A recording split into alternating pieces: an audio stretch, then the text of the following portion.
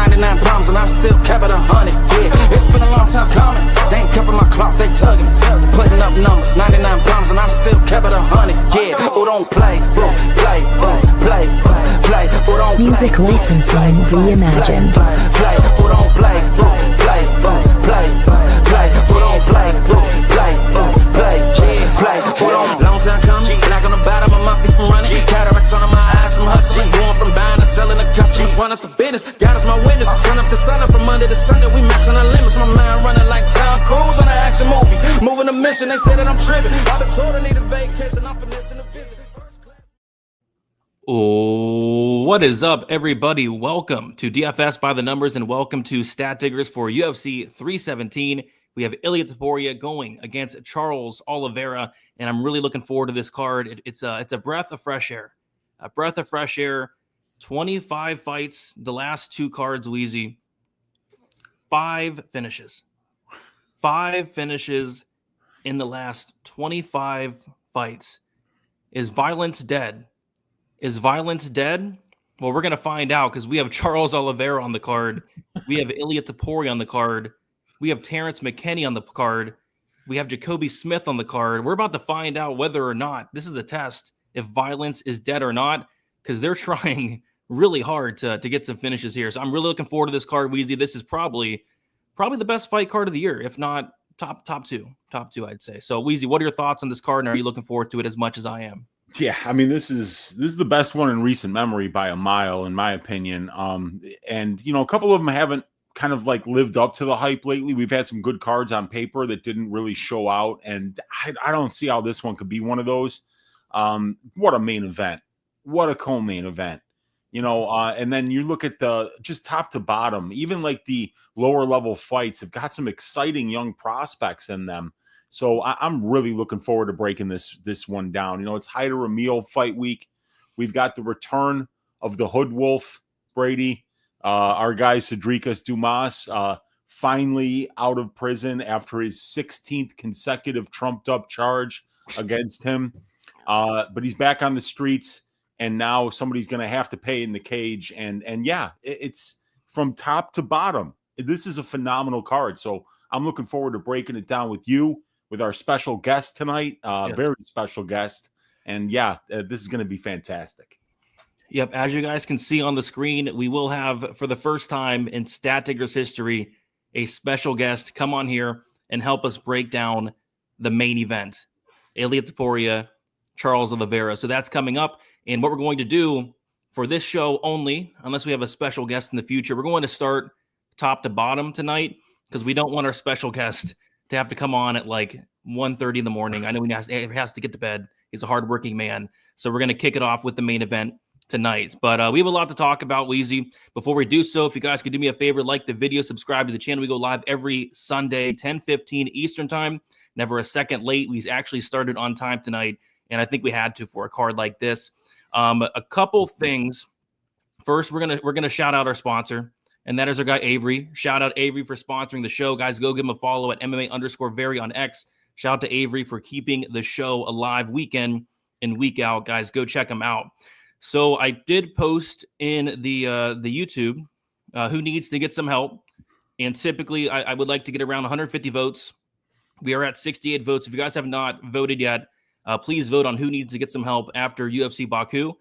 The options are Melissa No Mess Mullins, Irina Russian Ronda Alexeva, Oban the Walsh Gangster Elliott, and Jamal Sweet Dreams Hill. Those are the 4 options. Right now we have really close results, so I'm curious to see who you guys think needs the most help, and we'll get to that very shortly here.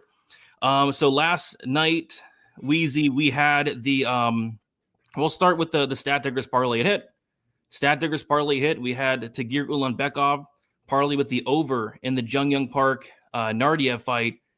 Tagir fight was a lot closer than I expected. And then the Park fight probably should have been a DQ, right? I'm surprised they let Park continue. But Park did continue and ended up going to decision. So, yeah, the Stat Diggers parlay hits. Check. The onsite piping of the week. Nazim Sadikov to brutally pipe poor Nicholas Moda on site. And he did, but not without a sweat. Yeah. not without a sweat. The fight looked pretty close to being stopped. The ref was looking, he was looking in. And if it was an incompetent ref, the fight probably would have been stopped. But I thought the ref did a really good job giving Nazim some time. And Nazim ended up taking over. And I thought Nicholas Moda looked career best in a loss. Nicholas Moda looked incredible, looked in career best shape. Shout out to Nicholas Moda, but he did indeed get piped on site in the second round brutally. Unfortunately, it's upsetting, Wheezy. The milking of the week went on a legendary run, started out 14-0. Last week, we dropped the milking of the week with Omar C losing as a minus 1,000 favorite. And last night, the milking of the week drops once again. The Stat Tickers milking of the week, Melissa No Mess Mullins to make a mess and milk Daria on the mat, milk everywhere. And she made a mess. No, she did. Definitely made a mess of fight IQ, a mess of a game plan. And she caused me to make a mess because I took a baseball bat and smashed my TV. TV shattered. Got to get a new TV, and TVs are not expensive. So shout out to Melissa Mullins. She drops the ball, and we dropped the ball, Weezy, because it's not just her fault. It's our fault for relying on Melissa No Mess Mullins to go out there and make a mess and be the milking of the week. So we got to get back on track with the milking of the week, and we have some great options this week for milking and a piping. But Wheezy, we'll start with you in terms of the recap. How did UFC Baku go? It was an all right card. I had some decent reads, but my picks weren't great. I was only 7-5 on my picks. And on my bets, I was down 2.11 units. My bets were fine. I had a unit on Rizvan Kuniev at plus 200 that I thought he pretty clearly won that fight. That was a really bad decision. I thought he won all 3 rounds on damage, but he barely won round 1 on damage, and Blades had a bunch of duration, so I scored round 1 for Blades. But rounds 2 and 3 were clearly Kuniev rounds. He did a bunch of damage in both rounds and was landing the much bigger shots. Blades had a little bit of success with his wrestling, but he landed no significant strikes in the clinch or on the mat. So I definitely scored it for Kuniev, and just if that had gone my way, it would have been a small up day. But really, it was the Melissa No Mess Mullins that destroyed my week. That was just a piss poor performance, and just another example of fighters doing dumb shit. Like, who are their coaches? How the fuck are you not shooting a takedown in the first 30 seconds? It's like, it's not like you didn't know what was going to happen. You've already been in there against this bitch. She already pieced you the fuck up at range, and you haven't improved much at distance striking range. And more importantly, which was demonstrable if you watched the tape on Jelezniakova's last 2 fights, was that she has made no improvements to her fucking ground game. So like what I said when I tweeted it out after that fight last night, like, the probability parlay is dead, the greasy 4-legger is dead, and it's because this bitch basically threw the fight. Because when you go out there and you have an opponent that's a white belt on the mat, and you refuse to grapple until the last minute of every round, or you pull a fucking Jimmy Crute and wait to get absolutely starched before you start panic wrestling, it was just disgusting. So, yeah, Melissa No Mess Mullins, your fight IQ is an absolute fucking mess. And I don't know if that was your idea to stand with Daria or if that was your camp's idea, but trust me, if that was your camp's idea, ankle those douchebags and go get with somebody who can actually teach you how to make the most of what you do well and what your opponent does poorly. So, yeah, I bet on Melissa Mullins. I lost a unit on her inside the distance prop. I lost another unit on the probability parlay, which the other 2 legs were the Jun Yong Park money line and the Mictebek Oral Boy money line, who both looked great. I had a unit and a half on Sadikov to win by knockout at plus 125. That cashed. But, the bad bets, it wasn't a bad bet, but I think the Ulan Bekov by sub at plus 325, I was surprised that he got 0 takedowns. And he still had him in a deep guillotine at the end of the second round, So I think, like, the bets that I made were actually pretty good. My reads that I was willing to back with my money were actually pretty good, but I didn't let my hands go. Like I should have had money on the Oral Boy money line. I should have had money on the Park money line. And I should have had money on Fazeev by decision, because that was a completely underpriced line at like better than plus 300. But I didn't pull the trigger on a lot of spots, and it cost me. And the ones that I did, the Kuniev money line was a great bet that didn't cash. And the Melissa Mullins read, was, I mean, sometimes you get the feeling like that these fighters already do what they do well. They just need somebody to tell them, hey, like, you're here to win fights. You're here to cash checks. Do what your opponent does poorly, and take the easy way to your win check.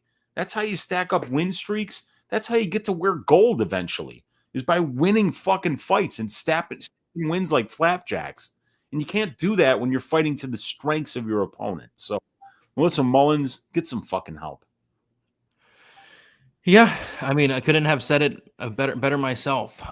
For me, I think I can kind of summarize my night in a single picture, and there it is. Yeah. There it is. If it's older than me.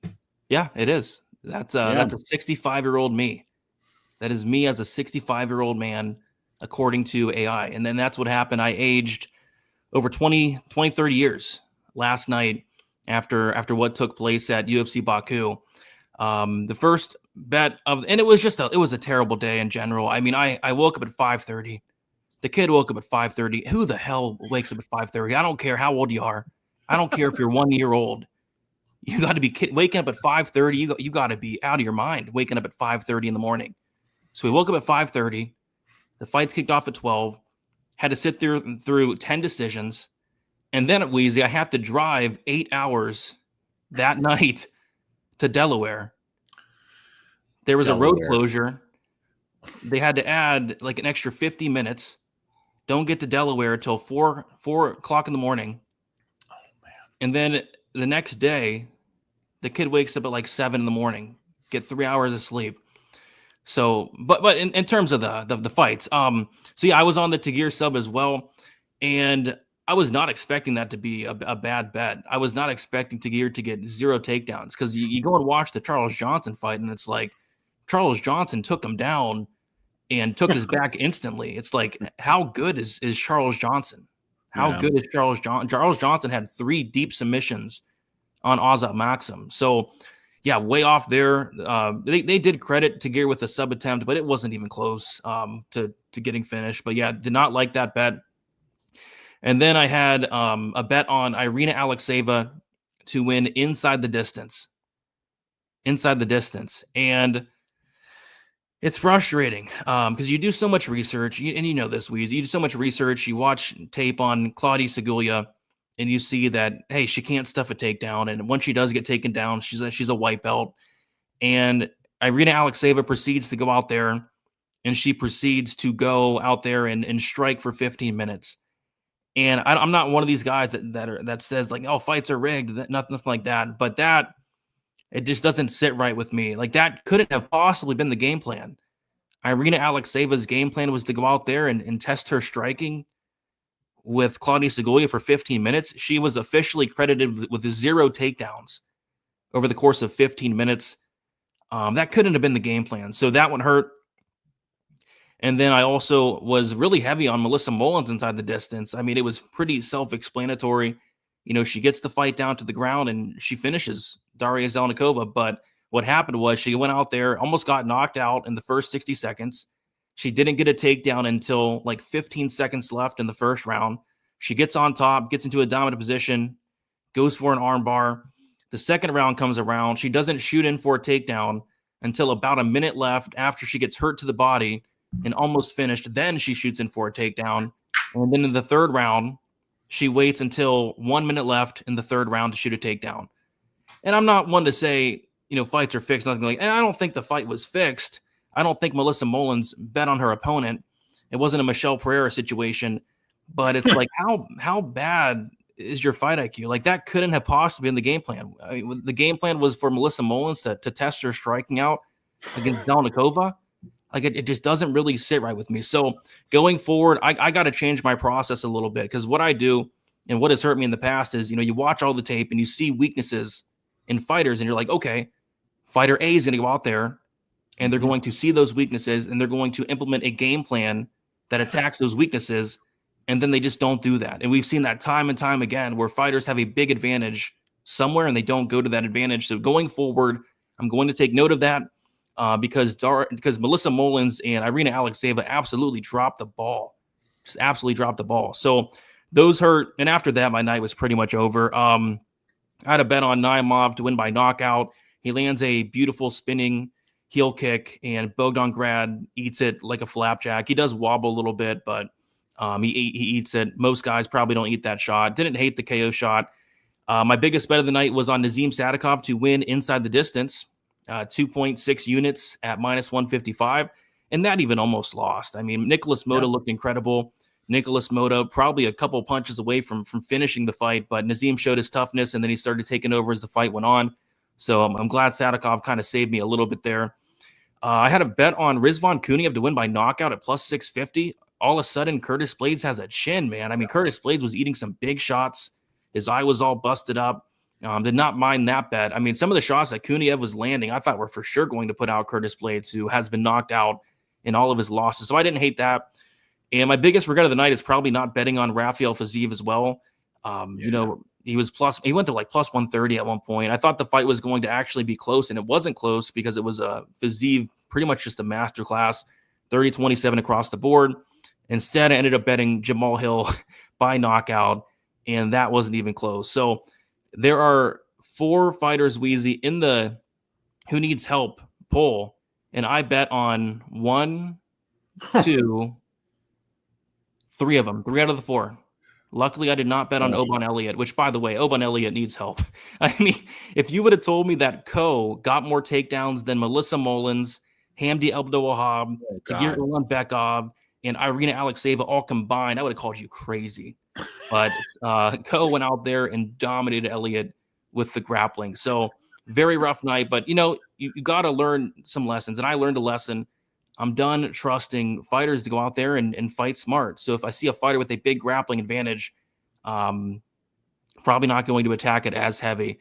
So yeah, that's how my night went. Down about four or so units. So definitely got to get back on track, and I think we will. I'm already pretty deep into this card. Have a couple big bets, and looking forward to definitely bouncing back here, learning from my mistakes, and no longer trusting Melissa Mullins or Irina Alexeyeva. That was just horrible. It was just a horrible day, Weezy. Look at me now. Look at me in that picture. I know, me. Man. Dude, that's like me. The hair is completely white. I mean, and that's the look of a beaten man. Yeah. It's not an old man that's smiling like, oh, look at my grandkids over there. They're doing great. You know, my wife and I were still together. We love each other. We touch grass every day. Now that's the look of a 65-year-old alcoholic gambler who's on a bad run, man. Yeah. It's bad. Yeah. Look, I mean, these fighters, if you're listening, you're doing this to us. You know, this is not our gambling addictions. This is not a self-imposed problem. This is you doing this to us. So get your shit together. All right? Get your fucking shit together, because you're hurting good people, good gamblers. Yep. You see what you're doing to me, Melissa Mullins? Yeah. You see what you're doing to me, Melissa? Irina. That couldn't have possibly been the game plan, right? That couldn't have possibly been the game plan, Irina. There's no way. Did you see that perm? Did you see that blonde perm? That was the game plan. Dude. You know, hey, we break our own rules all the goddamn time, Brady. And sometimes we've got to be, you know, we got to be honest with ourselves about these things, you know? That's true. So, yeah, no more. I'm done. I'm done trusting Melissa Mullins and Irina Alexeyeva. I can't believe that Daria Zelnikova and Claudia Segulia got wins last night. Like, I can't believe it. Just makes me so mad. But it is what it is. We got to learn. We got to learn from our mistakes. Yeah. All right, so I'm going to close the poll here. This is the closest poll. Wow. This is the closest poll in Stat Digger's history. Got 120 votes. I'm about to end it. And I'll ask you first, Weezy, because I want to get your thoughts. Who do you think needs to get help? Jamal Sweet Dreams Hill, Oban the Walsh Gangster Elliott, Melissa Nomes Mullins, or Irina Russian Ronda Alexeyeva? Look, I'm going to be a little bit of a dick here, Brady, and say that I only I only bet on one of them because I avoided those other 3 pitfalls. I wasn't laying minus 500 on Oban. I wasn't laying minus 250 on Arena. And who was the other one? Hill. Oh yeah, Hill with the double knee sleeves and shit, looking like grandpa out there. I didn't back him either. So I want to be a dick and just say like that I was the only one who got fucked. And I'm saying it's got to be Melissa No Mess Mullins because she actually clipped me and cost me a couple of units. In last place with a 21% vote, Irina Russian Ronda Alexeva. In third place with a 22% vote, Melissa No Mess Mullins. Damn. Okay. In second place with a 23% vote, Oban the Walsh Gangster Elliott. And the person that needs the most help is Jamal Sweet Dreams Hill with 32%. Damn. Wow. Yeah, because Hill's losing to some really good opponents back to back, you know? So it's kind of hard to be really rough on Jamal. He's dropped off since what was just a mind-blowing, phenomenal performance against Glover. He tears his Achilles, and then all of a sudden, it's a loss to Pereira. It's a loss to Erie, and then a loss to Roundtree. And it's like, these are 3 extremely tough opponents. So I see though, it was a pick'em fight, and it wasn't anywhere close to a pick'em. If you had a ticket on Khalil Roundtree, that's another bet that I didn't make. I picked Khalil, and as I saw the money coming in on Hill all week, I was like, dude, you should be getting to a Khalil bet here. He's just in much better physical condition, and it's a striker against striker matchup. There's a lot more recency bias that's positive on the Roundtree side than on the Hill side, and Roundtree's ability to counter really slowed down the output of Hill. But I mean, come on, man. It was a tough fight for Jamal Hill. But man, it was a tough week for gamblers, Brady. Not a lot of people saw a Segula win coming. Oh. Not a lot of people saw a Zheleznyakova win coming. Oh. That fuckery in the Park fight with what should have been a DQ was just bizarre. Not a lot of people thought that Seok-Young Ko was going to go out there and 30-27 Oban Elliott and out wrestle that dude. So yeah, it was a wild night. I think a lot of people lost some money last night. If you made money, big ups to you. This bud's for you. And we'll move on to this week, Brady. This is a phenomenal card, and I can't wait. I'm going to let my hands go this card. I'm going to have a lot of units on this one. I think there's a lot of spots sticking out. Yeah, I'm going to put my dick on the table for this card right here. Yep. Unzip the pants, whip that thing out, put it on the table, and say, here you go, buddy. This is what I'm doing. It's all there for everybody to see, and we're coming for you. We're coming for you. We're coming. All right? We're coming. Yeah, we're putting the dick on the table, and we're coming for you. And you could call that a double entendre. You can call it whatever you want, but it's there. It's on the table, and somebody's going to get served this week, Brady, and it's not going to be fucking me. Yes, sir. Right, I'm right there with you. I'm ready, man. I'm ready. We're going to get through some comments, and then we're going to bring on our special surprise guest very shortly here. We're going to start with the first person in the chat, moderator, Dick's Insider, saying, get some help, Irina Alexeva. I agree. We got our guy Danny saying, very noble of Sirikas to fight on short notice for us fans between his bake sale for cancer research and his camp he runs for the sick youth Hoodwooth champion run. Yeah, shout out to Sirikas Dumas stepping in straight out the dog cage. Heck yeah.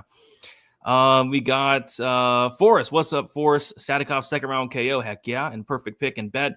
If UFC 317 lets us down, I'm blaming Colton G's goons and Iran. Yeah, hopefully it does not let us down. We got my guy Mike with the $1.99 donation. Appreciate you, Mike. Thank you for hanging out, and thank you for the dono. Does mean a ton.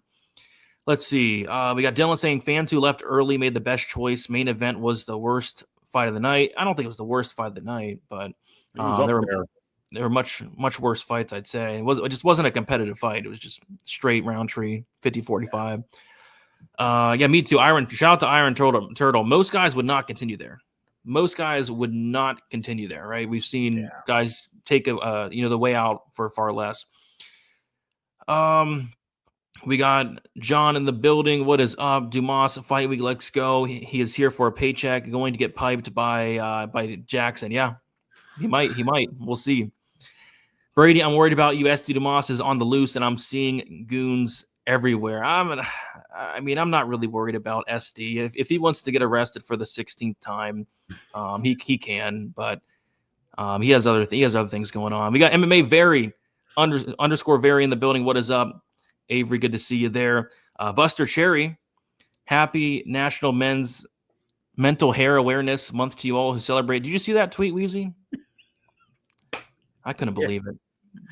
And I said it last time, like, there's nothing wrong with using voice to text, you know, but you read what the voice to text printed out before you send it out, right? And I think he's illiterate, Brady. I think he's fucking illiterate, because I mean, like, how are you sending out a message that you know thousands of people are gonna read, and it's saying that you're gonna take full cow and responsibility, you know, and you're going back to the drum board, and then you want to have, like, you're making a statement about a sensitive topic for a lot of people, you know, mental health. Yeah. And you make this statement, like, why not just be like John Jones and like have fucking AI write it for you? But you know what? I don't think he can type. I don't think he can read. I don't think he can spell, Brady. Yeah. And there's nothing wrong with you know what he knows how to spell? DOC, Department of Corrections, because he sees it on the fucking back of the jumpsuits of all of his buddies, you know. But like, yeah, Mental Hair Awareness Month. Facts. Old Cedricus Dumas. May he never get cut, Brady. Let's just say it right now. We've lost some great fight. We've lost Nalian. Oh, yeah. We lost Braxton Smith. You know, we lost Martin Sano. I mean, the amount of comedy that we could have gotten out of 3 more Martin Sano fights, if they had let that young man fight out of his contract, would have been phenomenal. You know, we've had all these great fighters in the past, and Cedricus Dumas is going to be the gift that keeps on giving. You cannot cut Cedricus. I don't care if he loses as many times in a row as Tony Ferguson. Please, just keep this man on the roster. Let us keep betting against him, and let those beautiful Twitter comments keep flowing. It's the manna that's going to feed this generation for generations, my friend. I agree. Maybe he'll join the chat today. Let's hope. The Hood Wolf. And maybe he could be the special guest. You never know. He could potentially be the special guest. I don't know. We'll have to take full power and responsibility for whatever happens if he is ever a guest on this show. Well, we can try to go blunt for blunt with him, but it's gonna be tough. Yeah, man. I don't. I'll take that one for the team, because I know you have a kid. You know, what does that have to do with the kid? Well, I'm just saying, like, you've got a responsibility over there. You know, like, if I pass out for 12 hours, the cats miss a meal. You know what I'm saying? Like, you've got a live, you know, baby over there that needs to be taken care of. If somebody's got to go blunt for blunt with Dumas, it's going to be your Uncle Wheezy. I'll take one for the team. I appreciate that. Hope Dumas doesn't think the Octagon is a giant dog crate and just turtle up and high. There we go. International fight. Always a good time, man. Can't wait for the Hood Wolf breakdown. It's going to be fun. 2025, the year all the grapplers decide to strike and get their ass kicked. Apparently, shame on some of these coaches. I don't know if it's the coaches, corruption. I don't know if Melissa Mullins bet on Daria Zelnikova. I don't know what happened. The amount of people that need help each week is growing concerningly. Yeah, I agree. Yes, sir. Special guest. I'm looking for. We'll get to it very shortly here. We got MMA. Jackal, what is up? And I agree. There's no shame in admitting you have to get some help. You know what? With whatever it is, there's no shame in that. We got our guy Narco Cop saying, "Love you guys. Needed to pop in before I restart my tournament. Wish me luck, and hopefully we make day 3. Best of luck, Narco. Go out there, go kill it, and go make some money. Heck yeah. I wonder if who was that? Who's that dude? Is it Dern's ex-boyfriend? Is Broccoli. He on the ring? I wonder if Broccoli's there. Yeah, he probably is, dude. I think he already won. You won a big amount. I don't know if he won one of the tournaments or the bracelets, but like, the Narco Cop's a top-notch poker player, and the dude is always placing in some of these really high-level tournament. So how awesome would it be if we could get this dude to a final table and have one of the best MMA cappers in the space there being kind of representing for the rest of us. So yeah, man, let the cards go in this man's favor, and let's hope that Narco Cop can make it to the final table and really make some serious money in the main event. Yeah, I'll tell you who won't be in the tournament. SD Dumas, because he doesn't know how to count or read. So he won't be in there, unfortunately. Hill made me think the UFC is rigged. The Hill fight made you think it was rigged? I think the Irina fight made me think it was rigged. Like, what do you? Yeah, what do you people don't throw pick'em fights, you guys. There's no reason to throw a pick'em fight. You know, like, you throw fights when you're let's say you're, I don't know, Devontae Smith, and you're fighting your former training partner in Kama Worthy, and you're minus 1,000 on the money line, and you get clipped with a questionable shot and go down, you know, and a plus 625 underdog cashes. Yeah. It happens. Yeah. Is Brady live from Dumas's living room? No, I am not. Cedricus Dumas is the special guest. Socrates. Could. Oh, Socrates. Oh, going to be Carrie Hatley, Roman DeLid. It could be Roman DeLidze. That would be cool. Interesting. That'd be interesting. Yeah, everybody needs help on the list. I agree. I bet Dumas gets milked whenever he. Okay, come on. Brady got piped and Weezy got milked. I agree. I agree that happened. It sucks when that happens, but Colby's right on. Hamdy is a bum. I agree. Wasn't the best performance. Blades' face was battered. It was battered very badly. The fight IQ of some of these people, it was bad, man. Probably one of the worst fight IQ weeks in a very long time. Yeah. That Mullins fight hurt. Yeah, it hurt me, and it hurt my television. I had to go buy another TV. It's like the 5th one of the year. Like, the TVs are not cheap. They're not cheap. Hopefully the special gets not Mullins missing takedown attempts. What else we got up in here? We got Barry McCockiner. Yes. I encouraged my daughter to write Dumas while in prison as soon as she turned 18. I hope it works out.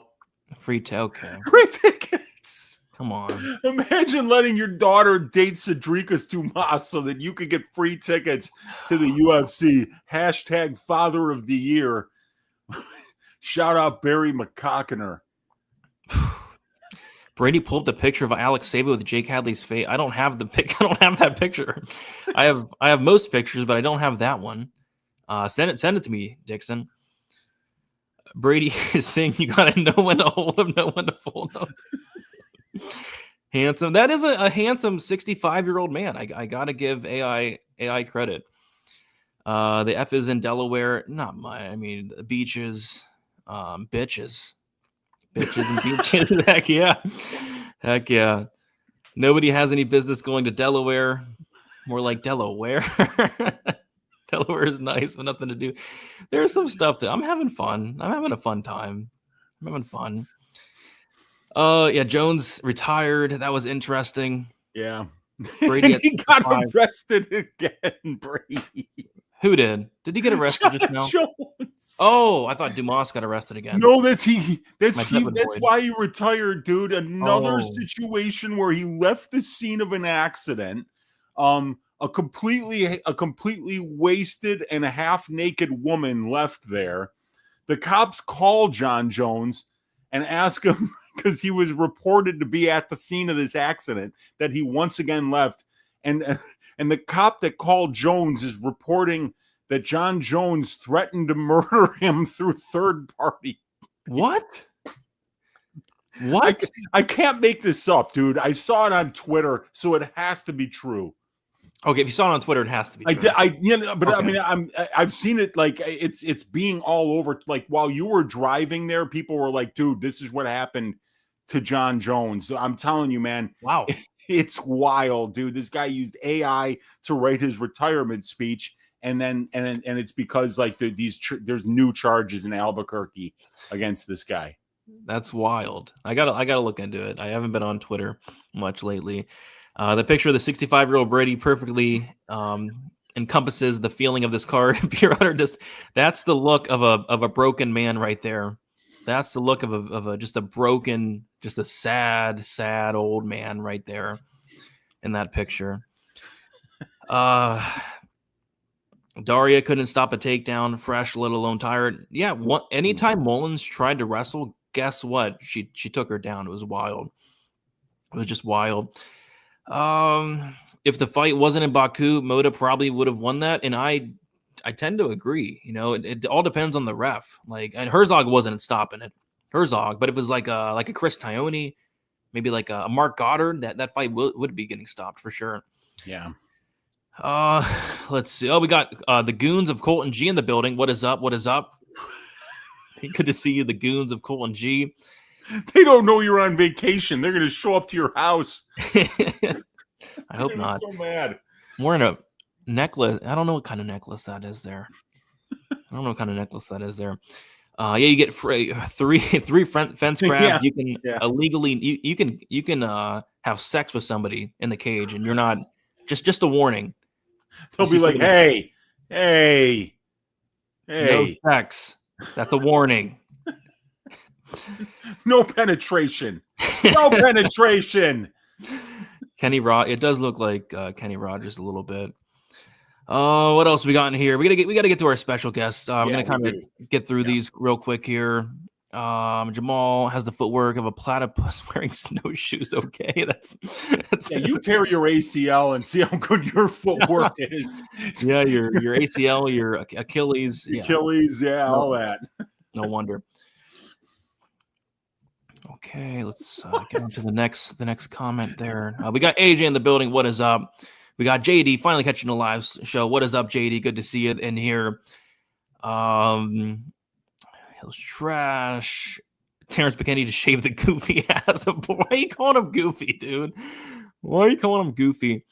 We got George Gutierrez, the second, with the $5 donut. Appreciate you, George, saying Herb Dean stole my under 2.5 in the Iron Turtle. And yeah, I mean, more often than not, that's a DQ. It's not too often you see a referee take 2 points.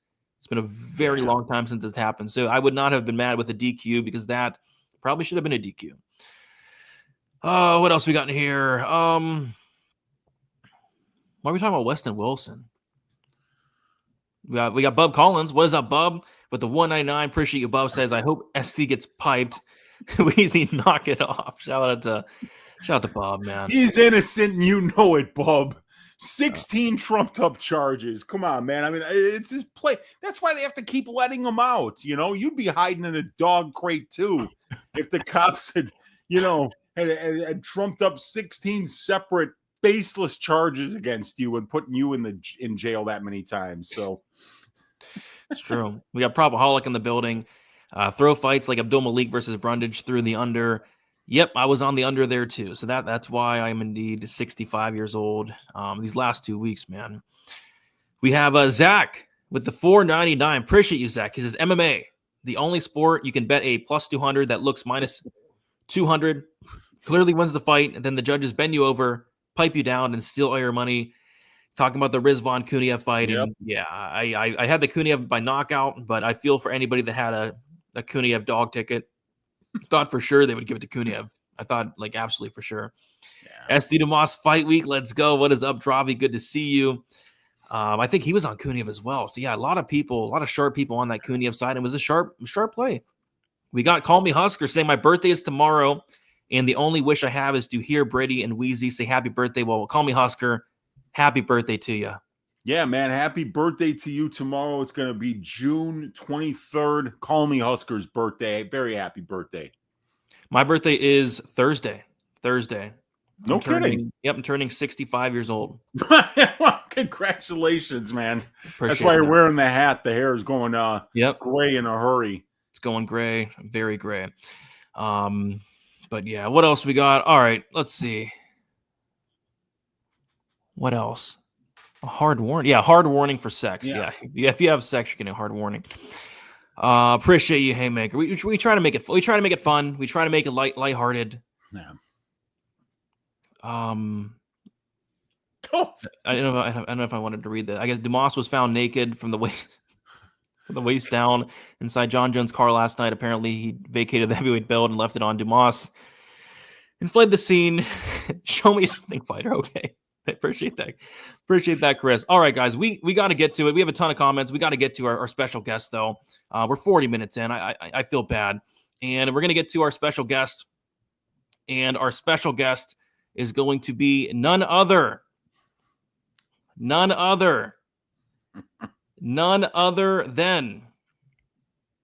our guy, Avery. Avery, what is up? Are you looking forward to the card? I'm sorry to inform you, gentlemen. Avery actually couldn't make it. He's on a beach watching sand fall through his fingertips because of Rizvan Kuniev and Melissa Mullins. God, so it is I, Cedricus Dumas, reporting live from Tallahassee Correctional. Just left the back seat of John Jones's car with the heavyweight strap, ready to lock in for Charles Oliveira versus Ilia Topuria. Let's go. So Avery is a big fan of one of the fighters in the main event. I'm not going to spoil it, but Avery's a big fan of one of the fighters in the main event, and we thought it'd be a great idea to come on here and let Avery give his take.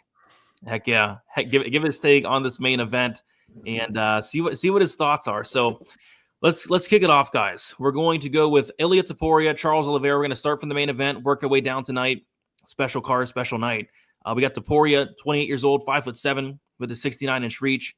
We got Charles Oliveira, 35 years old, 5'10", with a 74-inch reach. We got Topuria, 7 years younger. Oliveira with a 3-inch height advantage and a 5-inch reach advantage. Topuria, 5-0 in his last 5 fights. Knocked out poor Jai Herbert in the second round. Submitted Bryce Mitchell. Beat Josh Emmett by decision. Knocked out Volkanovski and knocked out Max Holloway. As far as Charles Oliveira, submitted Justin Gaethje in the first round. Got submitted by Islam Makhachev in the second. Knocked out Beneil Dariush, lost a decision to Arman Tsarukyan, and then beat Michael Chandler by decision. His last time out went 5 rounds. Before we kick it to, we'll start with Wheezy, and then we'll kick it to Avery. I do got to shout out Chris, though, for the super. Appreciate you, Chris. Thank you. Appreciate you, Chris. And appreciate that comment as well. That was very funny. I loved it. But we're going to start with Wheezy, and then we'll kick it to our special guest. Wheezy, what are your thoughts on Topuria versus Oliveira?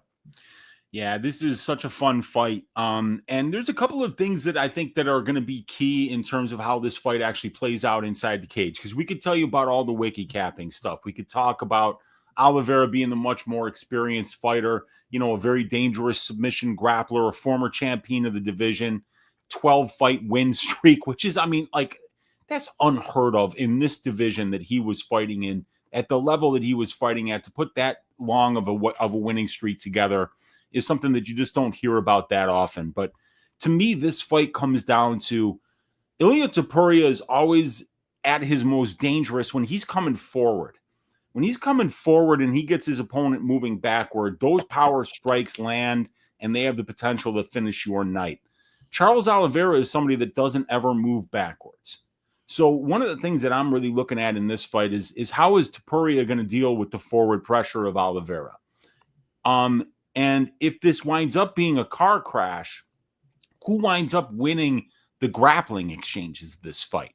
Because we've never seen Ilia tested by the level of grappler that we're going to see here this time around with Charles Oliveira.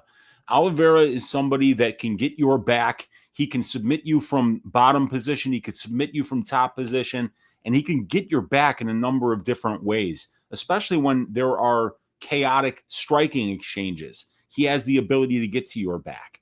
Now, Topuria's power, it's transcendental. This guy hits about as hard as I've seen anybody. When you're knocking out Max Holloway, I don't even know what to say about that. That's one of the most durable fighters that's ever been in the organization, with one of the longest resumes that we've ever seen. We've never seen Max Holloway get knocked out. And there was one shot in the third round when Topuria cracked him that I swear it echoed throughout the arena. It sounded like he broke his entire face. And what I'm worried about is, Topuria is talking about hey, one thing that I'm not going to have to do in this fight is track down Charles Oliveira because Charles comes forward. So what Ilia is saying is I'm going to knock this guy out in the first round. And I'm almost kind of thinking that that's like the poker player move where you're saying, hey, this guy doesn't want to bring pressure to me because if he does, he's going to walk into the pocket and I'm going to flatline him. But I don't think Ilia Topuria wants this dude pressuring him. I don't think that that's going to work well for Ilya. We don't know how he's going to look at 155 pounds quite yet. And frankly, Jay Herbert landed a big shot that had Ilya in a little bit of trouble. And, Jay Herbert's at the middle of the division. He's right in the meaty part of the bell curve. Ilya Topuria is considered an elite fighter, 16-0, undefeated. And like the aura that this guy brings into the cage with him is something that can't be ignored right now. So this is one of the most intriguing matchups that I've seen in such a long time because, you have somebody in Topuria that you wouldn't know what a Topuria loss looks like yet because we haven't seen it. And he's been tested at some of the highest levels, but it's a new weight class. We have weight classes for a reason. We remember what happened to Max Holloway when he moved up to 155 and fought Gaethje and got 7 shades of shit beaten out of him because those 10 pounds matter. And they matter a little bit more when you're somebody like Ilya, who's already like 5'6", and needs to kind of crash that pocket and be inside. But I don't know if Charles is going to allow him to move forward. And if he doesn't, I'm really interested to see how this fight plays out. Yeah, this is probably my favorite fight of the year. I think it is going to be a car crash, but I'm curious to hear Avery's thoughts. Avery, you're a big fan of one of these fighters, and this is a fight that I'm sure you've had circled for a very long time, right? Indeed.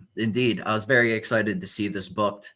I was a little disappointed because it was living in the shadow of Ilya versus Makhachev. It's kind of been, looked at as not as illustrious as it could be because it's a little more of a replacement fight. Everyone's saying that Ilya is going to be just chasing Makhachev, talks of him going to 170.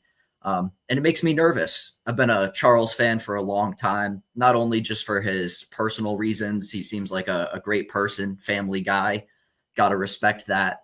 But also, most finishes in UFC history, 20 finishes, 20 bonuses.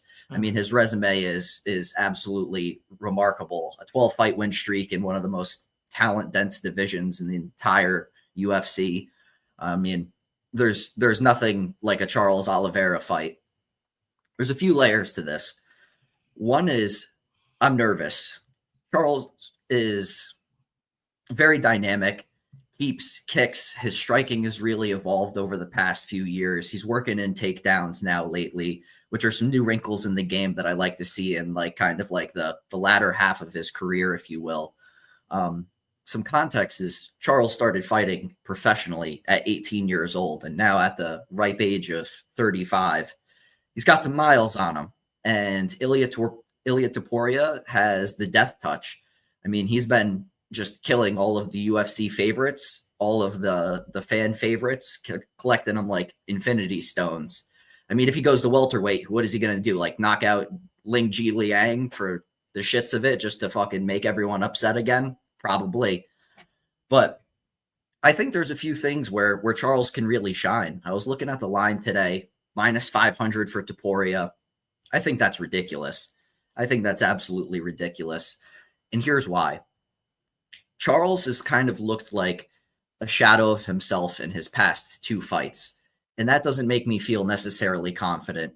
He encountered a little resistance against Saryukian, despite having, 2 quality submission attempts, but very just low volume on the feet, wasn't letting his weapons go, and he was kind of like deer in the headlights. And that wasn't the best. Tough split decision loss. And then in the Chandler fight, he mopped Chandler pillar to post, but it was a very conservative mopping. We're maybe dealing with skim milk in that situation, but we want whole, unpasteurized milk. And if he wants to beat Ilya Topuria, which is entirely in the cards, he needs to show a Charles Oliveira of old. He needs to show round 1 Dustin Poirier Charles Oliveira, Tony Ferguson Charles Oliveira, where it's pressure. I think keys to victory are going to be going into the clinch game, knees to the body. You watch round 1 against Dustin Poirier, he was slipping uppercuts in the clinch, knee in the body, just working him. And I think a problem is, and Topuria is remarkable. I'll give him all of his laurels that he deserves, but he's just a man too, just as Charles is. And who's he beat that's dangerous? Volkanovski's phenomenal. He's not finishing shit. Max Holloway's phenomenal. He's not finishing anyone. He finished Justin Gaethje after landing 150 significant strikes. Sure. Everyone else in his resume is like rather lackluster from my perspective. I mean, Josh Emmett is probably the most dangerous person that he fought, and Josh Emmett isn't really finishing anyone. Bryce Mitchell's built like a plucked chicken. He's going down to bantamweight. He submitted Bryce Mitchell. Good win, all things considering, submitting a talented grappler like Bryce. Knocking out Ryan Hall, taking poor Damon Jackson's hairline, peeling it further back to all the way to the back of his neck. But like a narrative that I'm hearing in this, which I'm very interested to see how it unfolds, is everyone's saying, oh, Ilya's wrestling, Ilya's jiu-jitsu. Ilya has not submitted anyone. He submitted what I would consider C-tier MMA fighter in Bryce Mitchell, who also doesn't train in a gym. He trains on a farm with fucking, I think it's AJ McKee or whoever it is. Avery, did you see the video of Bryce Mitchell like beating up, was it a cow or something? It was a pig. It was a hog. Yeah, it was a pig. God. It was a pig. He's sending some subtle undertones of warning to our Islamic brothers out here. I don't know if he's going to get a Russian matchup next, but oh no, he's fighting Saeed, correct? Yeah, that was a warning. I think he is. Oh wow! I think he's fighting Saeed Nurmagomedov at 135. Yep. Wow, that's a weird fight. Indeed, and he's going down to bantamweight. So you go back and you look at all of the submissions on Ilia Toporia's record. They're all in the beginning of his career, and the best person he submitted was a 10-4. What was his name? Brian Bowland, something like that, in some BS promotion. And every other person that he submitted was anywhere in the spectrum of 0-1 to 1-4. You're talking about Charles Oliveira right now. Did you see what he almost did to Arman Sarukian? And I know we're counting almosts. We're doing a little MMA math. You can't really, put all the eggs in this basket.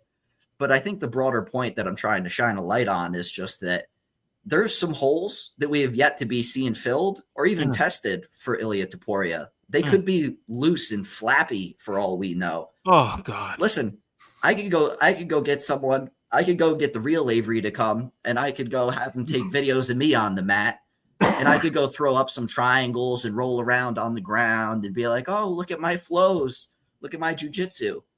But when you have Charles Oliveira clinching you, who's likely going to be bigger and stronger, fingers crossed he closes the distance and actually tries. He's going to be working the body, and he's going to hurt you. Max Holloway is not going to hurt you. He's just going to compound damage over time. Volkanovski isn't really going to hurt you. What are you, Yair Rodriguez? I don't think so. And that's where I really think this is interesting, and that's why I'm excited to tack some huge dog money on Oliveira. And then just to wrap it up, there's a couple intangibles. Betting on intangibles isn't always the best thing, but I believe motivation is a key factor in fighting. Just like Melissa Mullins, she's probably just jerking off doing nothing. If she actually cared about fighting, she would have a team, she would have a game plan that she would follow, and she would execute upon it. Just as Weezy said in the intro, hey, you're a great grappler. You already beat her before, utilizing some grappling. Maybe it's not a terrible idea. So point being, I think motivation is really on the Charles side for this because there's a few things. One, he's got to recognize he's in the latter half of his career right now. If this isn't it, it's over. He's just going to be fed to the wolves most likely because he's never gotten too many favors from the UFC. And he also had a son, which I think is interesting. Because he secured his title and went on an absolutely vicious tear in the blonde Oliveira era after he had his daughter. And I think that's a huge motivator for somebody like Charles, who's a family man, came from nothing. He's got his fucking daughter tattooed on his chest, his mom and his dad. What does that tell you about him? He's got a horse tattooed on the other arm because he likes horses. That's about as right down the middle as you can get. Ilia Toporia's got his fucking face tattooed on the center of his chest, coming out of a tiger.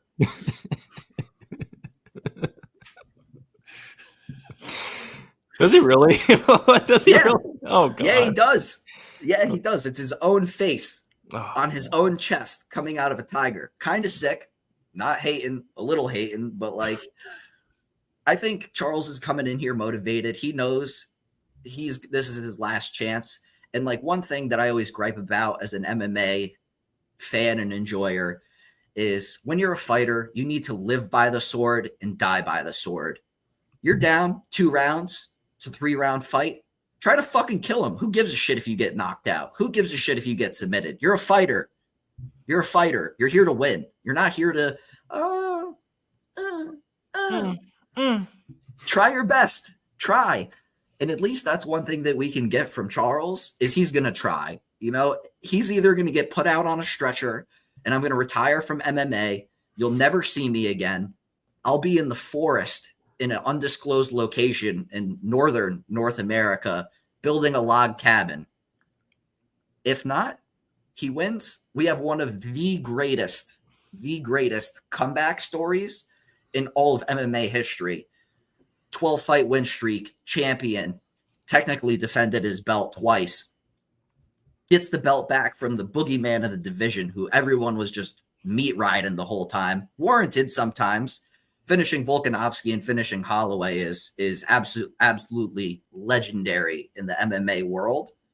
But I think there's a much broader chance. I would line this at like plus 200 for Charles Oliveira. And also another context is he's been an underdog in every one of his fights. He was an underdog against Gaethje. He was an underdog against Poirier.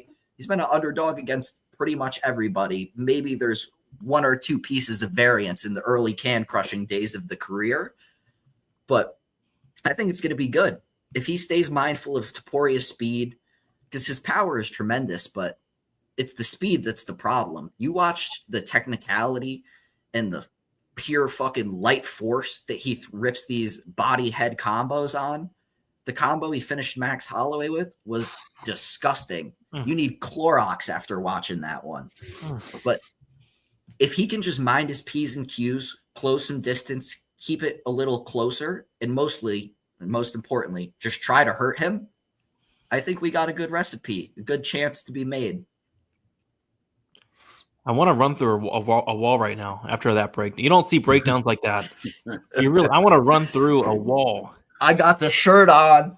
I got my fucking Charles Oliveira canvas fucking plaque behind Let's me. go. I'm ready to boogie. Let's go. Heck yeah. He's the reason I got into MMA. He's the man. He loves his family, came out of poverty, battled health issues. He's the fucking man. I love it, man. The Shout out to Avery. That was a great breakdown, dude. Like I'm pumped up. Thank you. Heck yeah, I loved it. So Topuria, he opened up minus 300. He's currently minus 425. Oliveira opened up plus 250, currently plus 325. And you made some good points, man. I mean, you're right. This is going to be by far the most dangerous fighter that Topuria has fought. And I also agree with Weezy in terms of I think that this fight's going to be so fun because I think both guys are going to want to come forward. Yeah. And I just think it's going to make for just a beautiful car crash full of violence. So I'm liking unders here. You can always like unders in Oliveira fights. The under 2.5, like a fight won't start round 3. I think this fight ends pretty early. Just with the style, with both guys coming forward, I think somebody's probably getting served. Like you said, I mean, Oliveira is going to go out there. He's going to try. Win or lose, he's going to try. So I like an under. But yeah, Oliveira is a big dog, and he was even a bigger dog. I taped this fight a couple days ago. Oliveira is like plus 400, and now he's plus 325. So it looks like some money is coming in on Oliveira, and rightfully so. I mean, this line is a little bit disrespectful, right? So we'll see. Looking forward to this fight. Probably best fight of the year thus far. What are you guys in the chat thinking about this one here? I'll just add. I want to add one thing quick. Go ahead. Also, too, Michael Chandler was punching Oliveira in the back of the head 25 times in the end of round 5. That's true. Michael Chandler hits fucking hard. He's essentially mounted on your back, punching you in the back of the head, and you're still semi-conscious. You know, the chin allegations aren't, he gets dropped consistently. It's no good. Topuria can easily follow him to the ground, but he's definitely in there. He's totally game. And as long as he doesn't get hit with speed, I think there's not going to be too much that's really going to be something he hasn't seen before. If he just grabs his nuts and goes through it, Yeah. what else is there? Hopefully there's no nut grabbing come Saturday, but That's a soft warning. we got TH saying, I'm going to take Brady's back. All right. All right. Haymaker saying Taporia wins. Taporia and Jarzino are the same exact height, right, Wheezy? I'd agree with that, right? 5'6" and 6'4", according to what they're saying. But yeah, he's still got a few inches on Ilya. Avery dressing like Tyreek Hill at war. He's dressing like SD Dumas. Yes, I am SD Dumas. Could be mistaken for Tyreek Hill if you squint your eyes a little bit. Oh gosh, Emmett hits like a truck. He does. He does. These takes are hotter than any broad on Love Island. And yeah, if you guys have not watched Love Island, there are some pretty hot broads on there. Ilya KO, TKO, and I think that's probably his path would be like a knockout. Loose and flabby holes. Oh God. Oh my God. Melissa right, Moore jerking off. That's what she did last night. She might as well have been. I mean, because she wasn't going in there with a great game plan. She might as well have jerked off last night. Would have been the same result. Would have been a loss. Who's Canadian? Avery's not Canadian. How dare you, Dixon Cider? You're not Canadian. You're not Canadian. We sail in different ships, brother. Oh. Avery, what's Taporia's line if Oliveira is plus 200? Yeah, probably like minus 260. Yeah, that's exactly. Yep. I think that's right on the money. There's a lot of danger in Taporia, but as I said, there's a lot of questions to be answered still. What does Deepwater's Taporia look like? What did his brother look like fighting Cody Thickness? Oh, obviously, yeah, completely different, but completely still, different. Yeah, but like they're all in the same gravitation and whatnot, and just questions. That's all. Questions. There are questions that they might be answered. Good stuff. Respect. At least give him some respect. Ilya KO1. What? Not me. I'm more like being under girls. Hey. What? Get some help. Solid breakdown. Dumas. Thank you, Dixon. I don't think Dumas loves his family. I mean, maybe I don't know. Maybe he does, but holding a blunt in one hand, holding your infant son in the other, That's great. Culture. It's I guess. You're not that late. We're starting with the main event tonight. Avery killing it. Agreed. Avery, should I buy some Bitcoin? Buy XRP. Not financial advice. There you go. Some oil checks tonight. Ilya to win in rounds 1, 2, or 3. Avery, where are you from? I don't know if he wants to answer that. New York. Are you really? Yes. There you go. Let's see here with the curly fries. What? You guys stick being underdogs than weirdos. I told you to go get some help, broke back center. He's still Carter. Here. He hasn't gotten help yet. I don't know. Is this Dumas's burner account? I don't know. All right. After I wrap up, I'm going to go slide on Colton G and then sing some Careless Whisper karaoke with a couple of my homies. All right. Oh my gosh. Okay. One of those is true. Avery, thank you so much for coming on. Big sponsor of the show. We appreciate you so much. And you came on here and you gave one hell of a breakdown. We appreciate you a ton. If you want to let the people know where they can find you, and then also any final thoughts on the fight, on the card, any final thoughts, let us know. Yeah, 100%. 2025 has been a rough year for MMA fans. There's some shenanigans going on behind the curtains that we are yet to find out about, but hopefully we'll get some more quality soon. I'm grateful we have a main event that's an absolute banger. This could be a Hall of Fame fight if it gets stretched out. I could also see a reality where this is a literal war, and it's just going to be great. I'm very excited for it. If you want to get tapped in with me, I tweet nonsense. I tweet picks and bets. I'll give away money sometimes. It's MMA_Avery on Twitter. And yeah, Men's Mental Hair Awareness Month.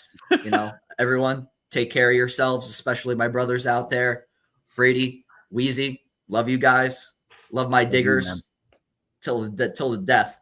Heck yeah. Let's Appreciate fucking you, print man. on this card. 50 units, Charles Oliveira, round 2 submission. Get Check it. So, Come back to this clip or my tombstone. Clip it up, guys. Appreciate you, Avery. Thank you so much for coming on, man. Yeah, thank you guys. thanks, man. Heck yeah. Dude. That was Avery, man. Avery's a cool guy, dude. Avery's a cool guy. Shout out to Avery. Hell Heck yeah. yeah, man. That's the guy that's keeping this show alive, dude. You know, it's amazing how hard it is to find a sponsor. You know, you think this show, right? You know, over 5,000 views every week. We've been on every week for how many years now, Brady? We might be going on 4 years. Might be going on 4 years, you know, and like we don't make jack shit. If it weren't for Avery, we wouldn't be making dick. We'd be showing up for free.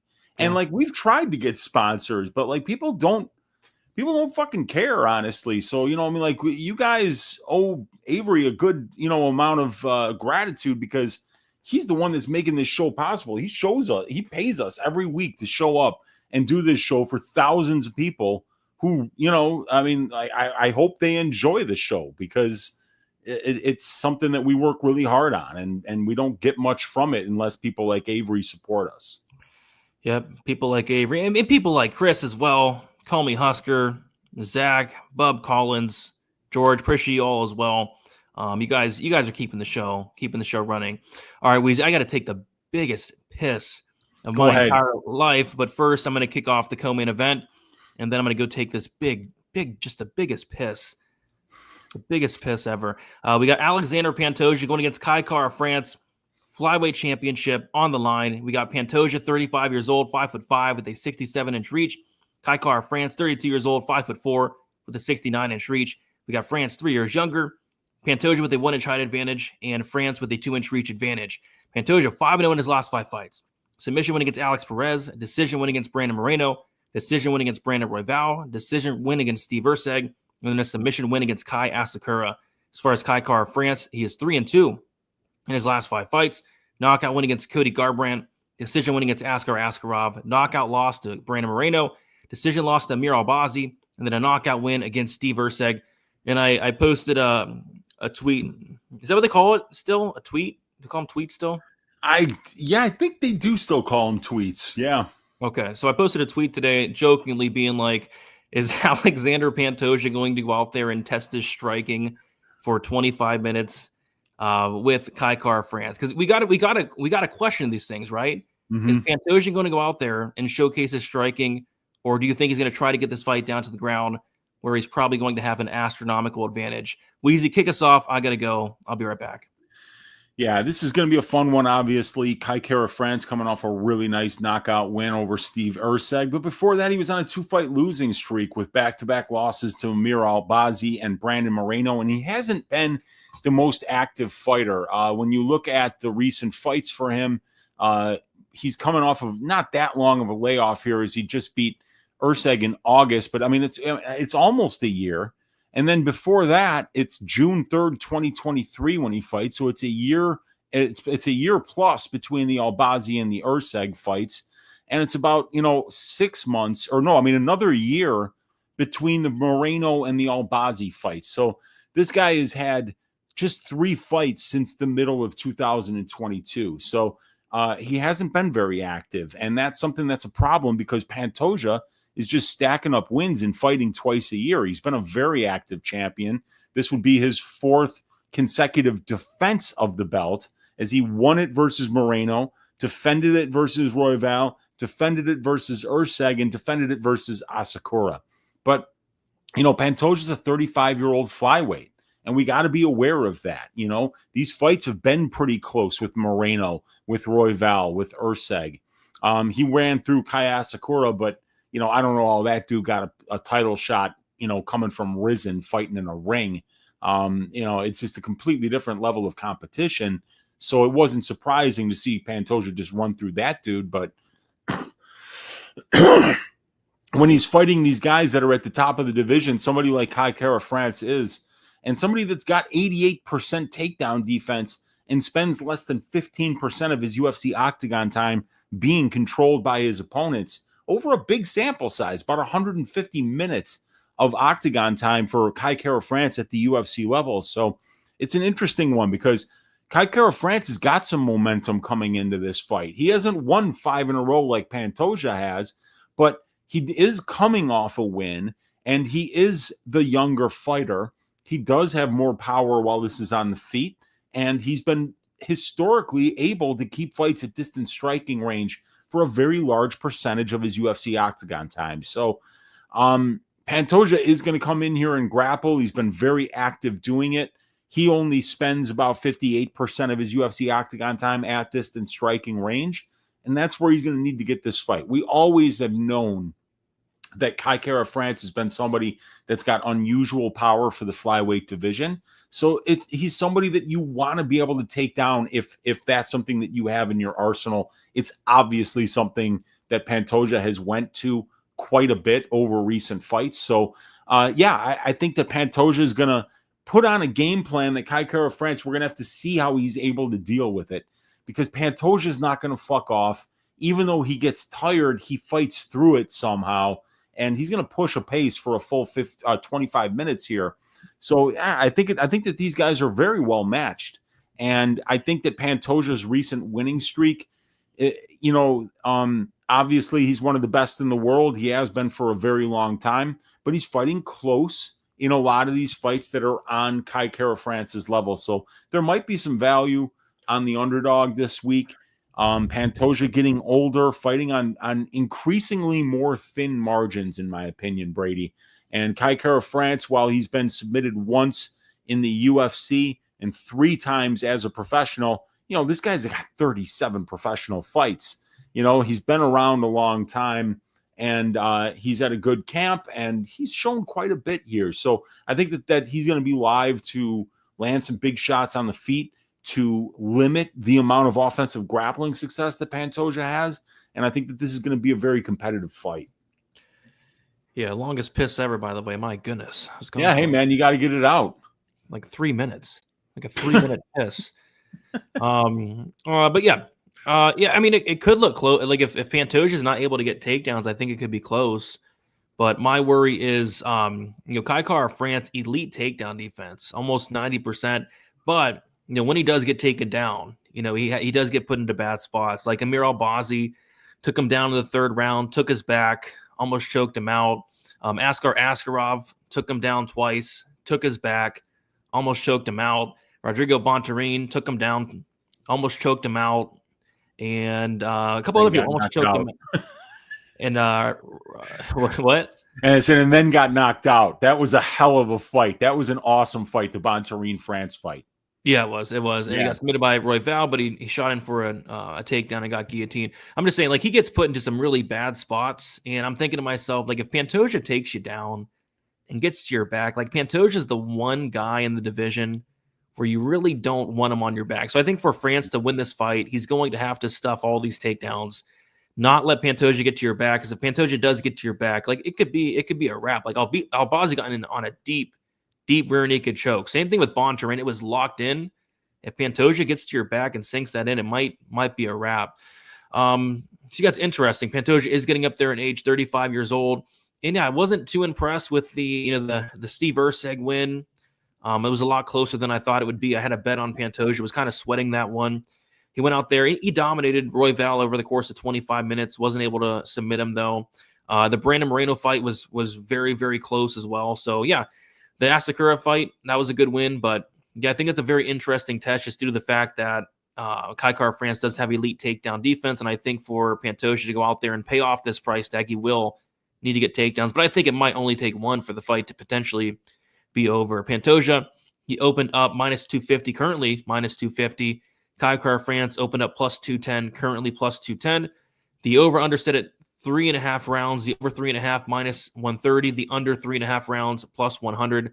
Looks like money coming in on the violence, Wheezy. Under 3.5 opened at plus 155. It's now plus 100. good luck knocking out Pantoja, but if somebody was to do it, it might be a guy like Kai Kara France who hits very hard. Yeah, and I mean, obviously, Pantoja is ridiculously durable, Yep. but he's 35 years old and he has 52% distance striking defense. This guy, he's eating shots like chimichangas out there. So eventually, at some point, it could come back to haunt you when you're defensively irresponsible, like Pantoja is. And Kai Kara France, 8 knockdowns in 12 UFC fights, a 1.2% knockdown percentage in a division that's not known for powerful strikers. So yeah, Kai Kara France has got live bombs in his hands, and he could wind up hurting Pantoja here. Yep, potentially. Have we seen? We've only seen Pantoja knock down once against Figgy. Other than that, we really haven't seen him even hurt. Like, this guy is one of those guys that just next level durable, but that durability, as we know, Weezy, it doesn't last forever. Just ask our guy Max Holloway. Or Vicente Luque. Ooh. Yeah. Eventually you can break, and sometimes being too tough for your own good, like in some spots, it just, you weren't going to come back and win the fight anyway. And if the referee doesn't come in and stop it, you could take so much damage. Yeah, that's true. So I lean Pantoja, but I don't know how I'm going to attack this one. I think Pantoja by sub is probably where I lean. It's around plus 220. But even like an under, I know Pantoja's never been knocked out, but he does get hit a lot. So maybe Kai Kara France could be the first one, but yeah, I think Pantoja probably finds the back at some point, and once he does find the back, I think it could be a potential wrap. We got Haymaker saying, I work at 7 a.m., but I stay up to watch. Appreciate y'all. Keep it going. Appreciate you, Haymaker. That's dedication, man. 7 a.m., that's too early. That's way too early, but appreciate that. Kai Kara France, plus 225. Elijah One taking the shot on the dog. We got MMA_very. Love you guys. Thank you so much for the comments and the love. Appreciate you, Avery, for coming on. Meant a lot. If they don't get $10 more by the time Brady is back, the show is over. Lucky we got $10. Seen a lot of folks on Kai. I haven't seen anything yet. I don't know who's on who or what's on what. Best part of a Sunday. I agree. Until football season comes on. I love me some Sunday football. Nothing better than some Sunday football. Pantoja won the belt at T-Mobile Arena. International Fight Week. Would be wild if he lost it there. I was actually at that fight, and the crowd was going nuts for Brandon Moreno the entire time. And I was very intoxicated, and the crowd kind of swayed me in thinking Brandon Moreno like cleanly won the fight. Again, I was very drunk. But Pantoja, I thought rewatching, I thought won the fight, but it was a close fight. Go pee now, bro. I only want to hear clear-headed thoughts. I got you. We got Dr. Peener in the building. What is up, Dr. Peener? Good to see you. Okay. Yeah. I almost got kidney stones last night after betting on Melissa Mullins to go out there and fight smart. Almost got a couple kidney stones there. Come on, Delaware doesn't deserve it, man. He doesn't deserve it. Brady, I can hook you up with a catheter. A catheter company to sponsor the show. We're looking for any and all sponsors. So if there's a catheter sponsor, let me know. We'll be down. We'll be down. Pantoja's win, and like to see him against Marab. That'd be fun. That's it. Stream's over. Dr. Peener's clinic. Yeah, I mean, Dr. Peener's probably rolling in. Yeah, I mean, millions of dollars. If you're doing, penis, anything that deals with the penis, I mean, that's an expensive industry, right?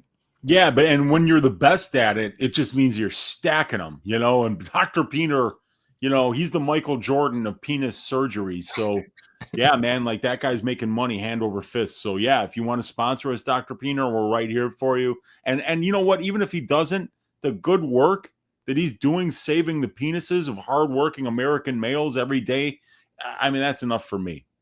Agreed. I'm still high from that Avery main event breakdown question. Brady, does Avery have a YouTube channel? I don't believe he does. No, but he does have a Twitter, and it is MMA_very. So go give him a follow there. We got our guy Lou Betcha. Awareness Dell sent me the did he send you that? He sent that to me too. It was hilarious. It was funny, dude. They don't make skits like that anymore. That was back in 98. I was born in 98. I missed out, man. It would look like it was recorded off of a VHS tape, man. That was awesome. Gotta love it. We got Kyle Marley in the building. What is up, Kyle? What's up, boys? It feels like a good card to get rich on. I would tend to agree. We got Chris saying, wanted to let you guys know this show has helped me through some rough times. Good to have everyone here. I know we all joke a lot, but such a great, consistent show. Good luck to everyone betting this week. Appreciate you, Chris. Appreciate the kind comment. I'm glad we could help you out any way possible there. 7 a.m. crew reporting in. Oh, it's too early, man. It's too early. Yeah. Dude, how did you afford to get drunk at the T-Mobile Arena? $20 for a Coors Light. It is rough. It is rough. And then you get like 10 beers, 10 times 22. Weezy, I'm not the math guy. That's a lot. It's $220, which is why I just take a handful of mushrooms and trip balls for the full 6 hours that I'm in there. God. Because but that's me. I do things a little bit differently, but that's what you got to do, man. I would suggest psychedelics. You take them before you get to the arena, and then you don't have to pay $22 for a Coors Light, which is a terrible beer.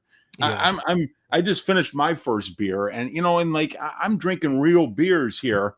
They cost real money, but if I was drinking these at the arena, they'd be $50 a beer. It'd be crazy, So you have to really consider how badly you want to get fucked up there, and then you got to make plans in advance. That's what great people do, Brady. They organize themselves. They make plans in advance, and they stick to those plans, unlike Irina Alexeva, unlike Melissa Mullins. Come on, man. Stick to the plan. You plan it out in advance, and you get the job done. Agreed. If I told you what I'm drinking, you'd make fun of me. What are you drinking right now? A high noon seltzer. Yeah, I don't drink those seltzers, dude. Like, there was this guy in my fraternity house that used to drink these flavorless seltzer waters, and he'd always offer me one when I'd come into his room, and I'd be like, no, dude, I don't want those fucking seltzers. They don't taste like anything. And I'd ask him, why do you buy these? And he goes, dude, nobody ever asks me for one. So because when you live in a fraternity house, people are always stealing your shit. They're stealing your clothes. They're stealing your CDs. When people listen to CDs back when I was in a fraternity. So he would purposely bring ass beverages so that people wouldn't take them from him. And I'm like, that's the worst reason to drink this shit. Yeah. It's flavorless. It's terrible. So I'm not a seltzer guy. It's just me though. But seltzers have improved a lot over the last. Yeah. No, years. they've made, I'm an old man, Brady, and you're a young man. So that they've made advancements in seltzer technology since I was your age. That's for sure. Yeah, they have. They absolutely have. 10 out of 12. Yeah. So in the last two cards, Weezy, 5 finishes in the last 25 fights. Yeah. The overs have been just beautiful. Beautiful. Yeah. Oh yeah. And you're making a ton of money because a lot of these unders that are steamed to the under, they're going over. I'm trying to kick it with Uncle Weezy. There you go. Let's go. Chicago coming up, baby. We're going to be there, Brady. We're going to be there if we can afford the tickets. Unfortunately, they're unaffordable right now. $850 for nosebleed seats in Chicago. Dude, you're going to get robbed up there. I've seen it in the United Center, man. It's fucking rough in there. Dude, let me tell you a quick little story. I used to go to Bulls games years ago. A friend of mine who was a trader at a buy-side firm in here in Chicago, his firm had these baller-ass Chicago Bulls seats. And because they were a bunch of candy-ass traders, most of them never went to the games. So my buddy would always be like, hey, I'm getting tickets to the Bulls game tonight. Let's go.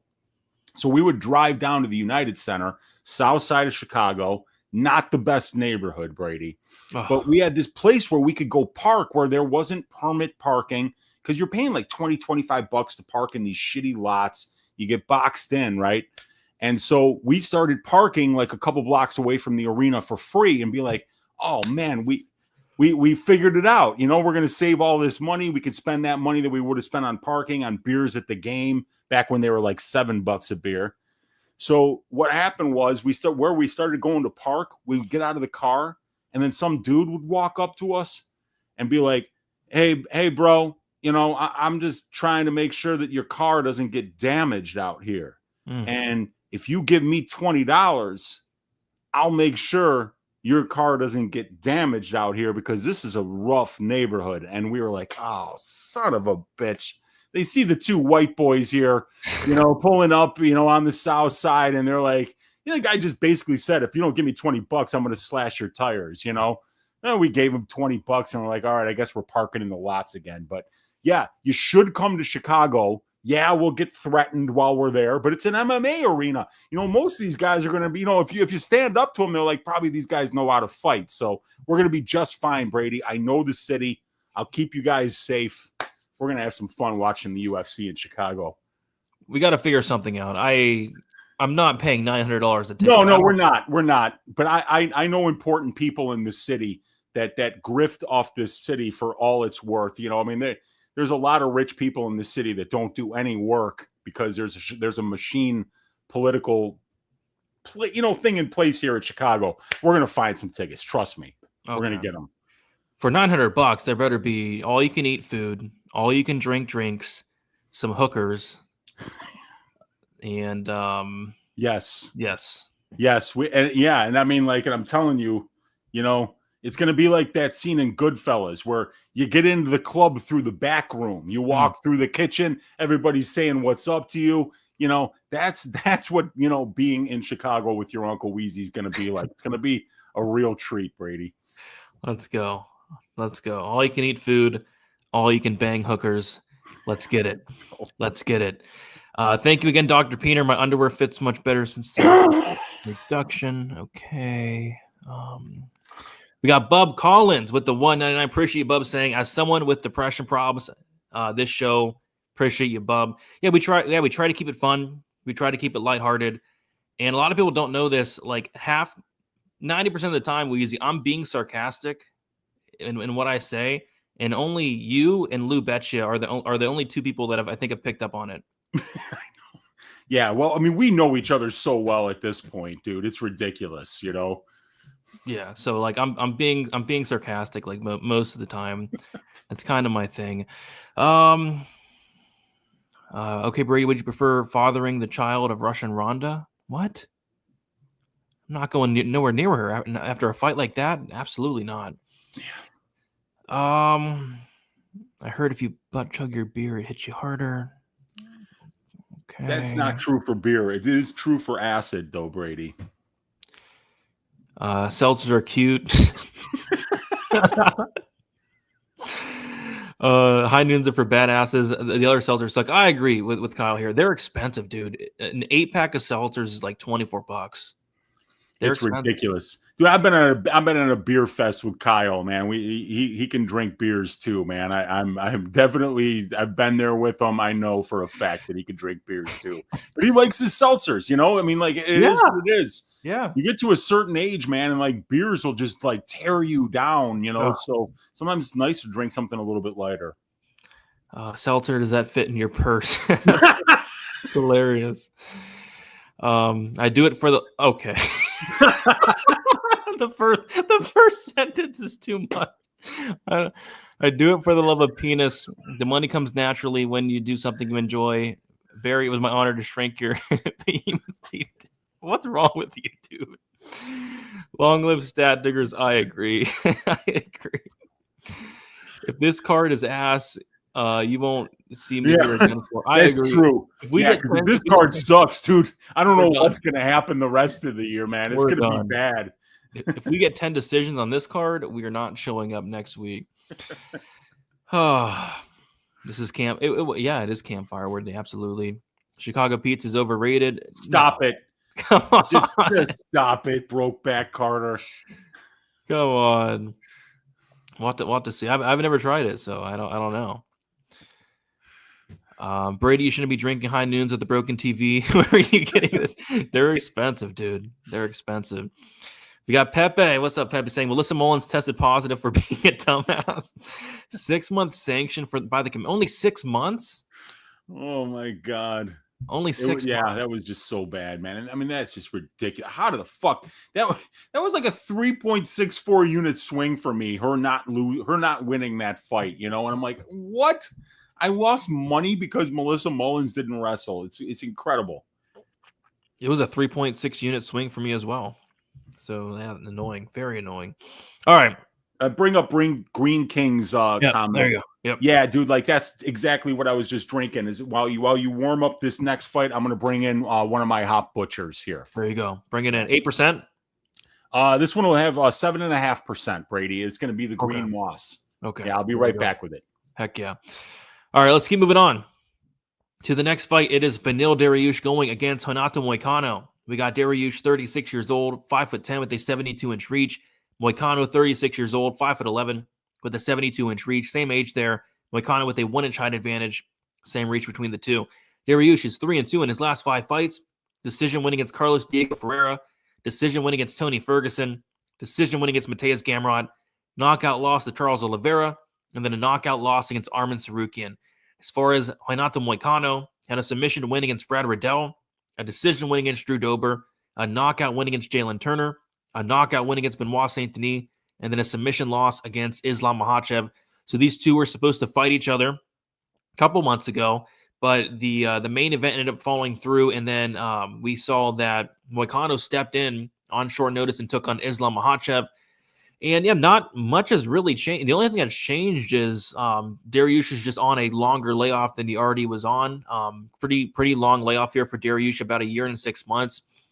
And I did pick Dariush their first time around, and I think I'm going to stick with that pick, but I'm not too confident in it. I'm kind of worried about Beneil Dariush. I've always been worried about the chin, the durability. He's been knocked out 5 times, got knocked out in back-to-back losses pretty brutally.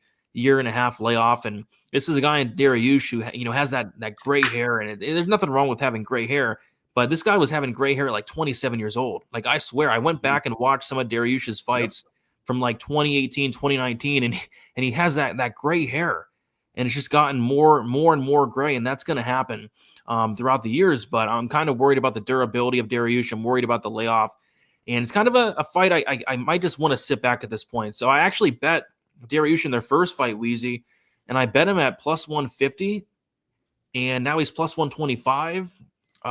So I think I might stay away, especially considering Dariush has been off an extra like 6 months. But I don't know. I think this fight's going to be fun. I think it's going to be exciting. What are your thoughts on this matchup here? Oh, wait, by the way, we got Dr. Peener coming in hot with a $10 dono. Yes. Appreciate you, Dr. Peener. Scared to read this. He says, beep, beep. Honk, honk, hopping straight out the beamer, peens up, hands down. It's your boy, Dr. Peener. Check out this ween money. Watch me flex that hog cash. Big baller. Shout out Dr. Peener. He's the man, dude. I mean, there's nothing scarier in the world than having dick problems, Brady, and I mean, like, when you have dick problems and you don't know how to solve them on your own, it's somebody like Dr. Peener who kind of holds your future in his capable, very capable hands. So, like, thank God we got people like him out there. Thank God. We got to get this needs to be the Stat Diggers theme song going forward. Yeah. Because that is beautiful. If there are any musically talented people out there, shout us out. Let us know how we can make this into the new intro for Stat Diggers. I mean, that first line, beep, beep, honk, honk, hopping straight out the beamer. Peens up. Put your peens up. Put your hands down. It's your boy, Dr. Peener. I mean, that's amazing. That's amazing. And we got our guy, MMA_Very, the sponsor of the show, coming through with the 1999 saying Colton G has been slid upon. Oh, yes, finally. Piped. Then piped again. No warnings issued from the ref. Colton G, you just got piped on sight, bitch. Hell yeah. Shout out to MMA_Very. Put your peens. Okay. Weezy, what are your thoughts on this fight? Yeah, peens up, hose down. If that bitch can't swim, she's bound to drizzown, Brady. It's just how it goes. But this one, I think, is going to come down to the striking, actually. Both of these guys are phenomenal grapplers, and Beneil Dariush is extremely difficult to take down and hold down. And you don't really want to be on the floor with Renato Moicano either, being a Brazilian Jiu-Jitsu world champion from way back in the day. So I think that this one's going to come down to distance striking ability. And we've got Renato being about an inch taller. It's a southpaw versus orthodox matchup. And they're pretty well matched on the feet. So I could see Beneil winning this fight. What's crazy is that they're really just a few days apart in terms of age. They're both 36 years old. They're both really at the same point in their career. 29 fights for Dariush, 27 fights for Moicano. Dariush has got 5 more fights at the UFC level than Moicano does. But, these guys are top 10, lightweights. They're phenomenal fighters. They're well-rounded. They're both plus grapplers. But frankly, I think this one comes down to the striking. And because of that, I think it's going to be a very close fight because I think both of these guys throw a similar amount of volume. They've both got really good defensive striking ability. They don't get hit a lot. They don't get dropped a lot. Beneil has been dropped 6 times, but it's in 23 fights against literally the best fighters in the division. We've seen Moicano dropped by some top-notch strikers, but really, these guys aren't going to be dropping each other. So I feel like this fight goes to decision at a very high clip. And I think it's going to play out very close. Yeah, so I saw a clip with Matty Betts and Moicano. They were kind of talking, and Matty was like, would you be surprised if this fight played out on the feet? And Moicano was like, no, not at all. This fight probably does play on the feet. So you're seeing it that way. I'm seeing it that way as well. And that's why I kind of like Beneil Dariush, because Moicano is really not hurting anybody on the feet. He does have 2 knockouts, but it was the doctor stoppage against Saint Denis when he destroyed him on the ground, and it was against Jalen Turner when he TKO'd him. He's not really knocking anybody out on the feet. And I kind of lean towards Beneil Dariush being the better striker, but yeah, I don't know. It wouldn't shock me if either one of these guys hurt each other on the feet. Like Dariush, he does have power, and although I don't think Moicano has a lot of power, like Beneil Dariush's chin could potentially be dust at 36 years old, taking a lot of damage. So I'm probably going to be staying away from this one. But Moicano is minus 145. Beneil Dariush is plus 125. Moicano actually opened up minus 180. So there has been some money coming in on Dariush. Again, I bet him in their first fight. I got Dariush, I think it was like plus 150, plus 155. But, that line is no longer available since the fight got called off or whatever. The over-under set at 2.5 rounds. The over 2.5 plus 115. The under 2.5 is minus 145. Money coming in on the violence. Yeah, I might just sit back and enjoy this one. I don't like really betting rebooked fight. Like every time I bet a rebooked fight, I feel like I lose the bet. Like every time, I don't know what it is. Like every time a fight's rebooked, I lose it if I bet it on it again. So might just stay away there.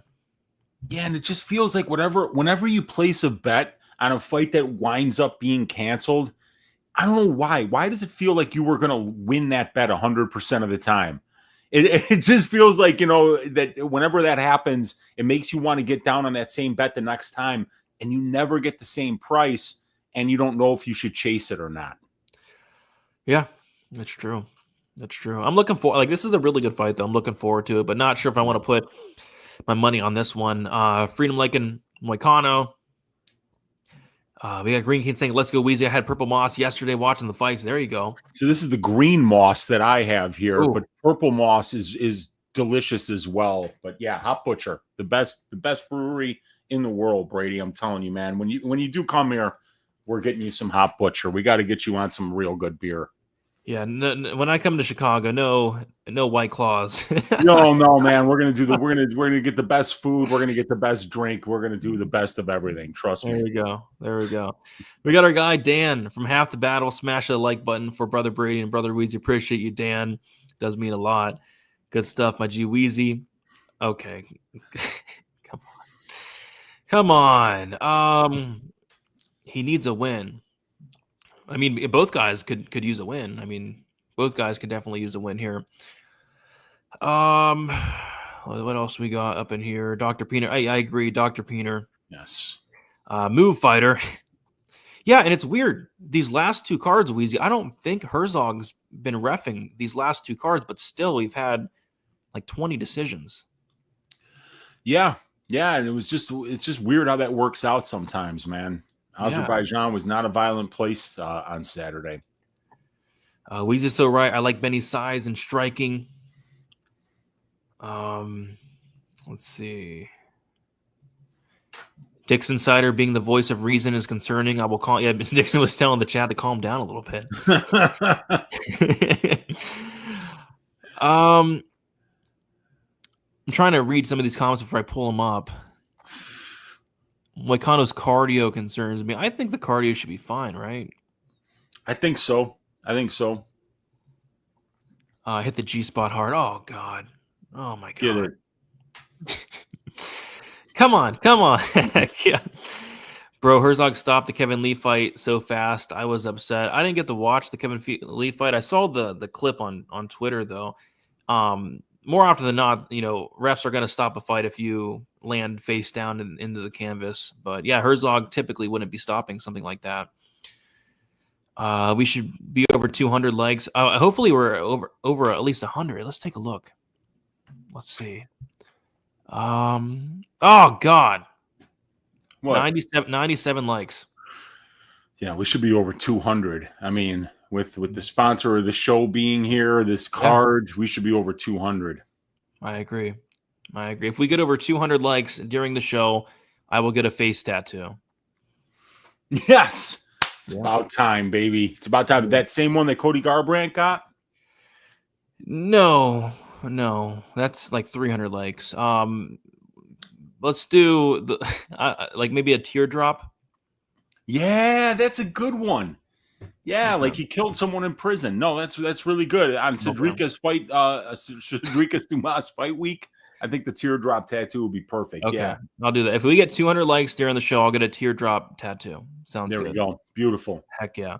All right, let's keep moving on to the next fight. We have so many great fights on this card, but this is one that I am really looking forward to. It is Brandon Royval going against Joshua Van. We got Brandon Royval, 32 years old, 5'9", with a 68-inch reach. Joshua Van, 23 years old, 5'5", with a 65-inch reach. Van is going to be 8 years younger, or 9 years younger. He's going to have a 4-inch height disadvantage and then a 3-inch reach disadvantage. Royval, 4-1 in his last 5 fights, a submission win against Matt Schnell, a knockout win against Mateus Nicolau, a decision loss to Alexander Pantoja, a decision win against Brandon Moreno, and then a decision win against Tatsuro Taira. As far as Joshua Van, 4-1 in his last 5 fights. Knockout loss to Uncle Weezy's favorite fighter, Charles Johnson, a decision win against Edgar Chairez, a decision win against Cody Durden, a decision win against Ray Saruya, and then a knockout win against Bruno Silva. And I'm really looking forward to this one. Joshua Van stepping in on somewhat short notice here to take on Brandon Royval. And this is, Weezy, the closest line fight on the entire card. And this has banger written all over it. This has fight of the night written all over it. I cannot be more excited for this fight. Brandon Royval, Joshua Van, what are your thoughts here? Can't wait for this one. I'm forever a Josh Van fan because of the way that he fights. But I mean, like Brady, can you imagine having a 59-1 parlay, right? Where the first 2 legs cash. And then you've got Josh Van by KO in the Bruno Silva fight. And he drops him once in round 1. Oh. He drops him twice in round 2. And you're still not getting that KO. And you're like, Josh, round 3, you got to KO this guy, and 3.5, 4 minutes go by and he doesn't get the fucking KO. And then he fucking flatlines him and knocks him out.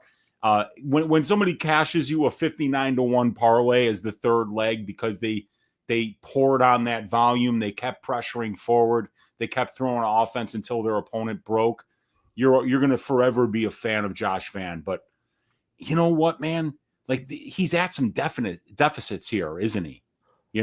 He's the less experienced fighter. He's got less UFC experience. He's fought the not as good level of competition. You look at Josh Van's 8 UFC opponents, they have combined records of 22 and 26.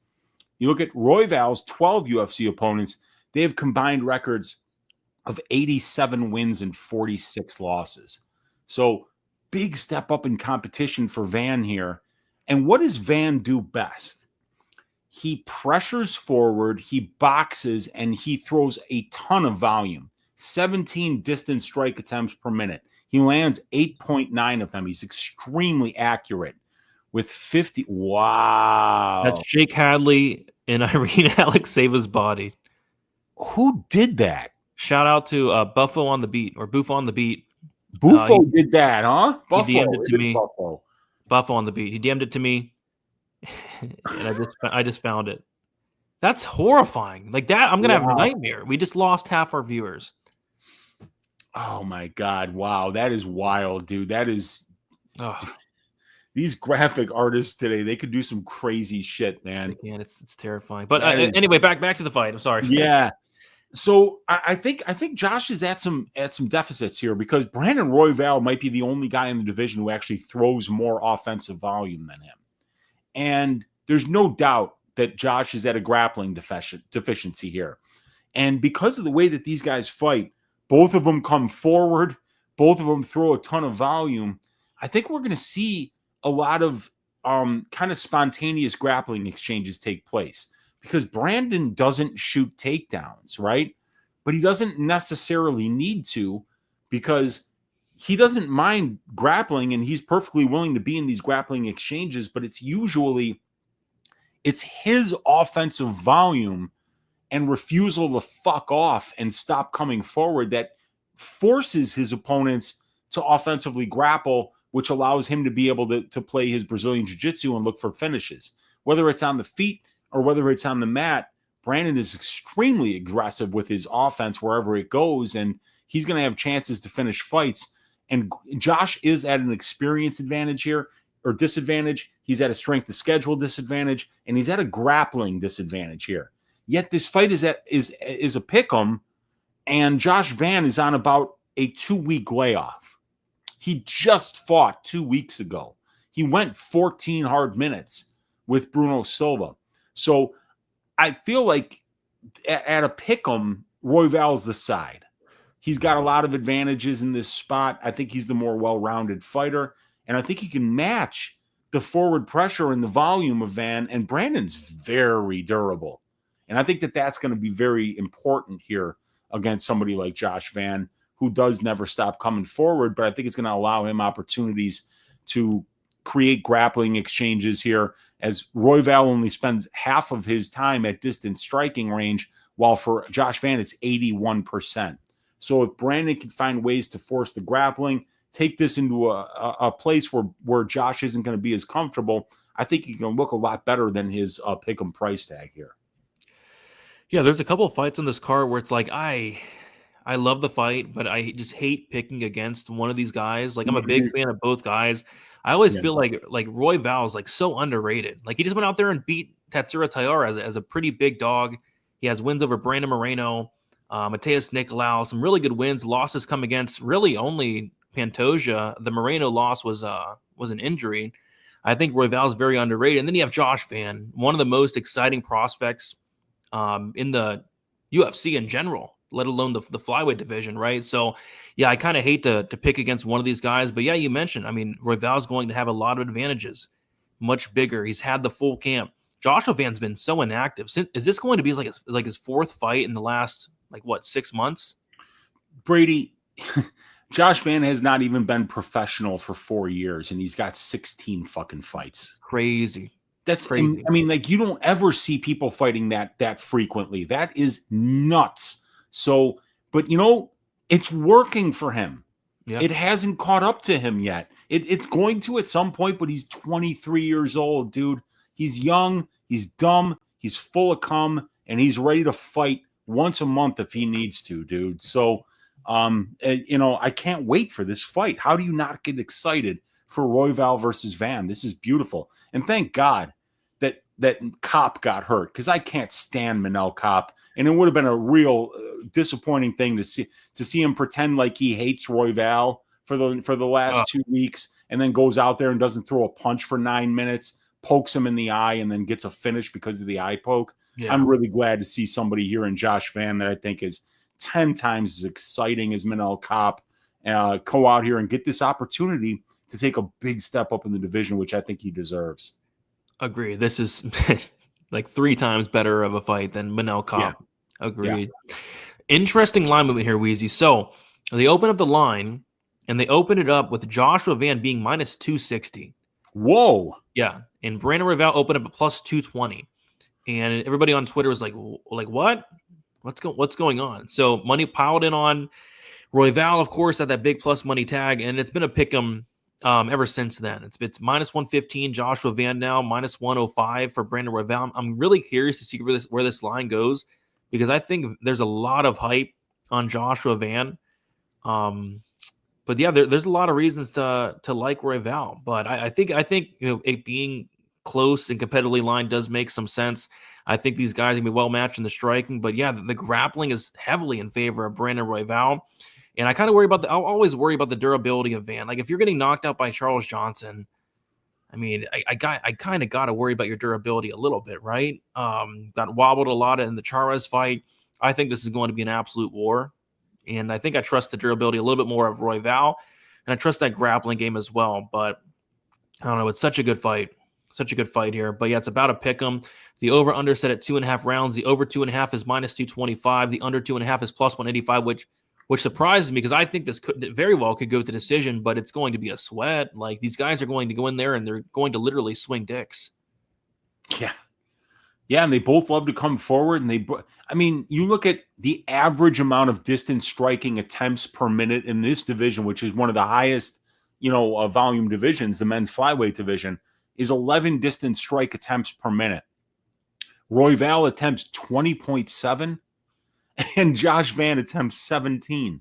I mean, these guys throw just ridiculous amount of offense, and then these guys are actually wrestling offensively sometimes as well, spending some time in control time positions. So it's going to be a great matchup. This is great matchmaking, pay-per-view worthy, and two great fighters. I can't wait for this one, man.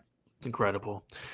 Van's activity is silly. Needs to slow down and fight 2 to 3 times a year instead of twice a month. Yeah, I would like to see him, slow down a little bit because it's not like he's not taking damage in some of these fights. I mean, that Charles Johnson fight was a absolute war, got brutally knocked out, showed up a couple months later, went to war with Edgar Charez, did the stanky leg 3 times in that fight, went to war with Cody Durden. He's taken some damage in some of these fights, but it's working. He's on a 4-fight winning streak. So, but this will be his toughest test by a mile. By a mile. Because I think prior to this fight, I think his toughest test was probably Bruno Silva. Yeah, I mean, I think Charles Johnson beats Bruno Silva, but I mean, I think Charles Johnson, and then he's had one other fight where I remember I was like, "Ooh, that's a really tough fight." But Durden, maybe. I thought Durden was going to be a bad matchup for him because I was looking to fade Josh Van against grapplers. We got to be honest. I mean, like the guy has really only been a pro for less than 4 years. So how good could his grappling really be when he was just playing soccer and boxing before that? But the guy is special. He's special. He beat Zhalgas Zhumagulov in his debut. Yeah. Like Zhalgas had like 20-something fights, has a win over Tagiru Ulanbekov, and he went out there and he beat that guy. He nearly finished him in the second round.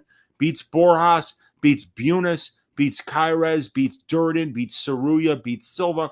I mean, it's a definite step up in competition, but this kid has proven himself. Phenomenal 7-1 record over 8 UFC fights, and he's done it in like less than 2.5 years. Yeah, it's been incredible. It's been fun. I still don't get the Charles Johnson knockout loss, but hey, everybody makes mistakes, right? Everybody makes mistakes. Yeah, dude. And frankly, I mean, like I've never picked the Charles Johnson fight right in my life. I can't wait for his next fight, Brady, because I get to showcase what is almost mathematically impossible, and that's being something like 1-9 on Charles Johnson fights with my picks. I swear to God, dude, the only time I picked the Charles Johnson fight correct was when he was a minus 500 favorite over Jimmy Flick and just shaved his ass. And I picked Johnson to win. That's the only time, dude. I mean, it's almost mathematically impossible to pick 9 consecutive fights wrong from one fighter, but I've managed to do it. And I think that that's going to bring some real new eyes to the show because the most profitable angle in MMA betting is fading Uncle Weezy's opinion on a Charles Johnson fight. Well, who's he fighting next? Don't know. I haven't seen. My gosh, it's Lonnie Kavanaugh. Really, I didn't see that fight booked. That's a really interesting one. Yep, it's going to be August 23rd. Dude, I'm leaning Kavanaugh, which might mean that Charles Johnson can win. bring you generational wealth, dude. I don't know, though. I don't know. I'm going to have to put in all the research, and then I can guarantee you once I've put in all the research and I'm really sure about my opinion that I will be wrong, and you guys will be able to take the opposite side and make tons of money. There we go. We'll talk about that fight next month. That's a good fight. Yeah. I'm out now. Hadley as a chick. That was. I'm sorry about that, guys. That was bad. Royval round 1, Van 2-3. Van 2-3 props are always in play. They don't hit often, but they finally hit for me in the last fight. I bet Van 2-3 against Charez. I bet Van 2-3 against Durden. Somehow that didn't hit. Van 2-3 against Ray Saruya. And finally hits in the Silva fight. Thank goodness. Elijah one liking Raw Dog. There you go. Yeah, he is. He's full of both. Lock Dog. Yeah, Lock Dog. Yeah, Lock Dog. Heck yeah. Royval's head shape is a little weird, and so he has a hard time figuring out a hairstyle that works. That's, yeah, I guess so. Never really thought of that. It's a trap. They don't offer Royval plus 200 by mistake. Yeah, that line was not there for long. That line was not there for long at all. Sex toy fact: the first fleshlight where fish that sailmen would capture in those long, lonely nights. Okay, I don't know. Appreciate that, Corey. Bro, Brady and Wheezy. Best show of the week. Not close. Appreciate you, Jamie. Appreciate you. Who wins, Lonnie Kavanaugh or Charles Johnson? He's leading Kavanaugh. Yeah, I'm leaning Kavanaugh, which means Johnson cleans him up. But I have to do all the research and really put in my best opinion, and I promise you it'll be wrong. There we go. All right, let's keep moving on, Wheezy, to the next fight. Another great fight. Yeah, it is Peyton Talbot versus Felipe Lima. We got Peyton Talbot, 26 years old, 5'10", 70-inch reach. Felipe Lima, 27 years old, 5'6", with a 68-inch reach. Got Talbot 1 year younger, 4-inch height advantage, and a 2-inch reach advantage. Peyton Talbot, 4-1 in his last 5 fights. Won a Contender Series fight against Reyes Cortez Jr., beat Nick Aguirre by submission in the 3rd round, knocked out poor Cameron Simon in the 2nd round, knocked out poor Yannis Gamori in the 1st round, and then lost to Hayani Barcelos by decision his last time out. As far as Felipe Lima, 5-0 in his last 5 fights. He made his debut against Muhammad Naimov on short notice, won that fight by 3rd round submission, and then beat Miles Johns by decision his last time out. So for this fight, it's one of those fights where, and the UFC does this sometimes, Weezy, where they take a prospect that everybody likes, and they match him with a prospect that everybody really likes and they're excited about, and they're like, okay, one of you guys are going to lose. And it's frustrating because I want to see Peyton Talbot succeed. This guy had all the hype in the world. I mean, this guy was minus 1,000 against Hayani Barcelos, Peyton Talbot. People are saying Peyton Talbot could beat Sean O'Malley, could beat Umar Nurmagomedov, could beat Merab Dvalishvili. I wasn't saying that, but people were actually saying that, I swear. And now all of a sudden he's an underdog to Felipe Lima, and I agree. I mean, I don't like this matchup for Talbot. I wish they would have, let's get Talbot back on track. This is a guy that's marketable. This is a guy that people's going to talk about, whether it's good things or bad things. People are going to talk about Talbot. Let's give him Shannon Ross. Let's give this guy Shannon Ross. Let's get him back on track. Let's get him a knockout win in the 1st round. But no, they're giving him a incredible fighter in Felipe Lima who can strike, who can wrestle, who can grapple, who has good cardio, who's very tough. This is probably this is a terrible matchup for Talbot because Talbot does not have takedown defense. We know that. It's not only in the Barcelos fight. It's in the Nick Aguirre won the 1st round against Talbot. Talbot cannot stuff a takedown. And if Felipe takes you down, he's probably going to take your back. And if he takes your back, you're not getting up. So it's a frustrating because I want to root for Talbot. I want him to get back on track, but I'm not sure if this is the right fight for that to happen. So I'm picking Lima, and Lima's minus 200 now. And I would tend to agree here. Not sure why why they're doing this to poor Peyton Talbot, get him back on track, but they're not thinking that way. Weezy, what are your thoughts on this fight? Yeah, it's bizarre because when I first saw this fight, one of the things I definitely pay attention to the most when it comes to gambling is the trends. The trends are really important in determining value on this particular fight, right? Because you see Peyton Talbot, he was a minus 1,600 favorite against Yanis Gamori. He was like a minus 800 favorite against Nick Aguirre. He's a minus 1,150 favorite versus a legend in Hani Barcelos, a guy with, almost 10 UFC wins. And he goes out there and he gets out grappled. And now all of a sudden he goes from being minus 1,600, minus 1,200 versus a legend to being plus 170 versus Felipe Lima, a guy with 2 UFC fights.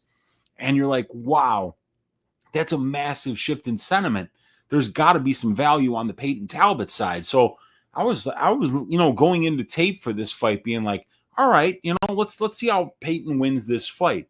And then there's just one thing that's sticking out. But I already wrote up this fight. It was one of the most interesting fights on the card. And because yesterday's fights ended up early, I was able to get some research done last night, and I've got a write up for this fight already. It's several pages long, but I'm just going to read you the summary. This is an incredible prospect versus prospect matchup between two guys with very bright UFC futures. Peyton Talbot came into his last fight against Hani Barcelos as a minus 1,150 favorite. He was on a 9-fight win streak, and he was running through everyone they put in front of him in impressive fashion. Peyton always had suspect takedown defense and the ability to be controlled for extended stretches on the mat, and that bit him on the ass against the 38-year-old Barcelos, which caused him to lose a 30-27 unanimous decision. Now, the recency bias is very bad on Talbot, and he's gone from being a minus 1,150 favorite with top 5 aspirations to being a plus 170 underdog versus Felipe Lima. Lima is currently where Talbot was 1 fight ago. He's basically an undefeated prospect who's on a 14-fight win streak. He's the former Octagon and Fight Club Rush bantamweight champion, and he's off to a 2-0 start in the UFC. Felipe is flashy and explosive. He's got KO power on the feet. He's got lightning fast back takes and the ability to finish fights with submissions and with powerful strikes. Felipe turned pro at the age of 17, and he has not lost since his professional debut fight in the year 2015. This could be a buy low spot on Talbot, though. If he can keep Lima in front of him and not get dropped by a flying knee or some meme spinning shit, he can outwork and outpoint Lima on the feet on his way to a decision or a late finish. Lima's striking still is not proven to be elite yet, but his ability to win moments with his explosive attacks and pinpoint accuracy will allow him to be dangerous at all points in the fight. The biggest problem I see for Talbot in this fight is the back takes. Peyton tends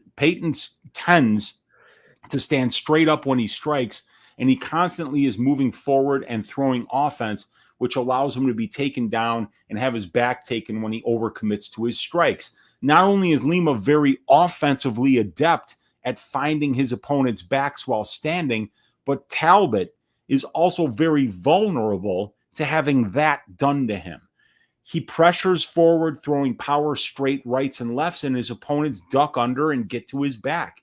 Peyton is allowed 49% control time to his opponents over 4 UFC fights, and he won't be able to improve to the upper echelon of this division until he cleans up his defensive grappling. This is the worst possible matchup for Talbot, in my opinion, due to his tendency to have his back taken due to how offensively minded he is at distance striking range. I think Lima's explosivity at distance striking range will make him dangerous enough on the feet to ensure he's able to win this fight by finding success with winning minutes in the grappling exchanges. If he can get to Peyton Talbot's back and win minutes and bank rounds while there, like we saw countless other fighters do against Peyton Talbot, like Hani Barcelos, like Nick Aguirre in round 1, like Christian Rivas in every round of their fight, like Billy Brand did, like Abdi Kabul Kaldar did. So I'm going to pick Felipe Lima to win this fight by decision because Peyton has excellent conditioning, durability, and submission defense, but he gives up too many minutes on the ground for me to pick him to win in this fight. Yep. And I'm leaning the same way. Lima's minus 200. He actually opened at minus 125. Currently minus 200. Peyton Talbot opened up plus 105. Currently plus 170. So money coming in on Felipe Lima. Yeah, I think it's a pretty bad matchup for Peyton Talbot. Unless he all of a sudden improve that takedown defense, I think it's a pretty tough matchup because it's not like Felipe Lima is going to be like a fish out of the water on the feet either. Like you got to favor Talbot, but it's not like he's going to have like a massive advantage. But yeah, it's the back takes, the control time on the ground. That probably is enough for him to win. The over 2.5 is minus 180. Under 2.5 is plus 150. Probably goes the distance. Yeah, probably going to sit back and watch this one. But Lima is going to be the pick for me. But yeah, the line is getting steamed, it looks like. Yeah, I mean, Lima's got a ton of hype on him, but people that are laying juice on Lima have to realize that he's just Peyton Talbot one fight ago who got exposed, you know? And I mean, like, and one other thing I want to mention is this is Lima's first fight at 135, Brady. He fought Naimov at 145 because it was short notice and he was going up a weight class. And then the next fight against Miles Johns, I'm not sure why they did it at 145, but it was at 145. And Felipe Lima looks huge at 145. But go to the last fight, the Jonas Magard fight, and look at how Lima actually looks at 135. He looks neuro, dude. He looks skinny. He looks a little bit, you know, like it might not be his best weight class going forward. So that's something to keep your eye on here. Yeah. Yep. I don't really see myself touching this fight, but I think most likely scenario is a Lima decision. Yeah. I agree with this. Talbot lost his aura when he cut his hair. Agreed. Yeah, dude. Yeah, it could be a Samson situation there. You know, I mean, like he's got a beautiful head of hair. He cut the hair, and then, you know, he lost as a minus 1150 favorite, and that'll piss off the betting markets, Brady. Yeah. You know, if people drive your betting line to minus 1150, it means that literally the whole world is parlaying you. And when you come up short, people are going to be very, very angry. Yep, agreed. They already have Shannon Ross versus Malcolm Wellmaker. So Dear God. Shannon Ross is already booked. That's an assassination. Yeah, it is. That's a great thing about the UFC. It's unpredictable. What happens if Talbot wins? Well, then he wins, and it'll be a great win. It'll be a great win. I don't think Dana likes Peyton. I don't know. Talbot can improve. Is Frank Ocean coming? I don't know. Is Frank Ocean coming? Weezy, you probably don't know who Frank Ocean is. Dude, I do know who Frank Ocean is. Okay. Actually, you know, it's funny because I'm really into music, and I got a friend of mine that I've known since high school who's always been like, whenever he tells me, hey, check out this band, check out this group, check out this singer, he's on point. He was like, he sent me Frank Ocean, right? Like the debut album. And I was so mad. I was like, dude, this is the worst shit that I have ever fucking heard. This guy is awful. Why would you send this to me? He goes, I like it. I thought you might. I'm like, dude, you know, and this guy, he knows me. Like whenever he sends me anything, I'm like, oh, dude, I love it. Thank you. The one time I was like, dude, you got to stop sending me music was when he sent me Frank Ocean. It was a lot of years ago, but I think Frank Ocean blows. Was it Thinking About You? I don't remember, dude. It was like his first or his second album. I'm almost positive. That's pretty much his only good song is Thinking About You. Yeah, he told me to listen to the whole album. I got through like 4 songs, my God. and I was just like, God, dude, this is fucking awful. It's bad. I'm not a big fan of Frank Ocean. Thinking About You, I did like back in the day. But. Okay. And I would have to listen to that one to know what it is, though. Yeah, you wouldn't like it. I don't think I would like it nowadays, but okay. I liked it back in like 7th grade. Lima sub incoming. Yeah, he got kind of close on a submission on what's his face, Miles Johns in that 3rd round. I'm kind of shocked he didn't get it, but yeah, he might go for him and he might get close potentially. Big Star, one of the greatest. American bands. I'll stick to the rivers and the lakes that I'm used to. Talking about skinny, was it just me or did Ignacio look weirdly skinny? Well, he's 6'3" and 155. Yeah. You can't look beefy at 6'3", 155, dude. There's no way. He looked like himself to me, but oh, he was joking. Okay, he was joking. Okay. Thank Can goodness. you imagine if they made that fight? Hey, Shannon, you want to come back to the UFC and move up a weight class to fight the biggest hitter, the biggest young hitter in the division? You know, I mean, come on, man. That would be awful. It'd be bad. All right, let's move on, Weezy, to the next fight. It is none other than Jonathan Deniz going against Alvin Hines. We got Jonathan Deniz, 34 years old, 6'4", with a 79-inch reach. Alvin Hines, 33 years old, 6'2", with a 74-inch reach. Hines 1 year younger. Deniz with a 2-inch height advantage and a 5-inch reach advantage. Deniz 4-1 in his last 5 fights. Knockout win against Eduardo Neves on the Contender Series. Knockout win against Austin Lane in his debut. Decision loss to Carl Williams, decision win against Carl Williams, my bad, and then a knockout loss against Marcin Tybura in the second round, doctor stoppage. As far as Alvin Hines, 5-0 in his last 5 fights, undefeated, coming in here on somewhat short notice. Jonathan Deniz had 2 previous opponents. I know one was Tafa, but Hines coming in here on short notice. And yeah, I was looking for a reason to maybe back Hines here, just because I think Deniz, if he does get taken down, just can't get up, A, and then B, I just don't think he has a great ground game. And Hines does come from a BJJ background. He actually started with BJJ, got into MMA, and I don't know, I just wasn't that impressed with the dude. Like, he comes forward. I think Deniz is going to have just an astronomical striking advantage. Hines looks a little stiff in there, a little slow, a little robotic, and he didn't really wrestle as much as I'd like to see. There were plenty of fights where he kind of prefers to go out there and strike with his opponents, and if he does that in this fight, he's probably getting absolutely destroyed. But yeah, I mean, in theory, there is a path for Hines, and that path would be getting the fight down to the ground in at least 2 of the 3 rounds. But I just did not see enough in terms of the grappling, the wrestling, the willingness to wrestle for me to pick him or bet him here. And the line's kind of indicating that Deniz, money's pouring in on him. Deniz is now currently like a minus 300 favorite. He was like minus 175 like a day or 2 ago. So I'm going Deniz. Might look at the knockout prop. But yeah, it's another one of these things. It's like Hines needs to grapple. Can we trust this guy to grapple? We couldn't trust Mullins to do it. Does this guy Hines have fight IQ? I don't know, but I haven't really seen it. So the pick was Deniz for me. Yeah, and I agree with you. I watched all the available tape on Hines. It doesn't take long. It's only 7 fights, and he's only been a pro for 2 years, dude. 2 years and 4 months, and he's got 7 fights. So this guy's been extremely active. He's 33 years old. He knows he needs to go now. And he's just taking fight after fight after fight in LFA. And he's putting on some bangers, dude. The Valdez fight was really fun. The Courier knockout was great. The Escamilla fight. But that Justin Smith fight was so much fun, dude. It went the full 15 minutes. These guys were going back and forth. And I saw some things out of Hines that I really liked. Forward pressure is there.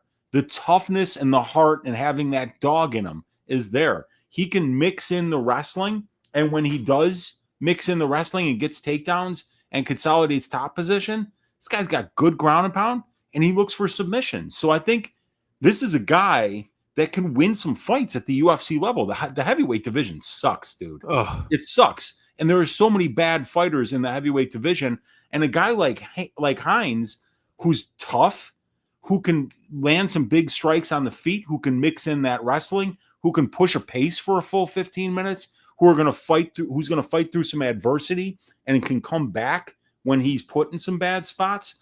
I think that this guy's going to find some wins at the UFC level. I think it's a great signing. I think he's ready to be here. The problem is that I don't think he's like this incredibly aggressive offensive wrestler, and he doesn't have like some high-level wrestling background. He's training up in Minnesota with guys like Thomas Peterson, who you are going to get some really good wrestling looks against a high-level wrestler like Peterson, but he's not on Peterson's offensive wrestling level.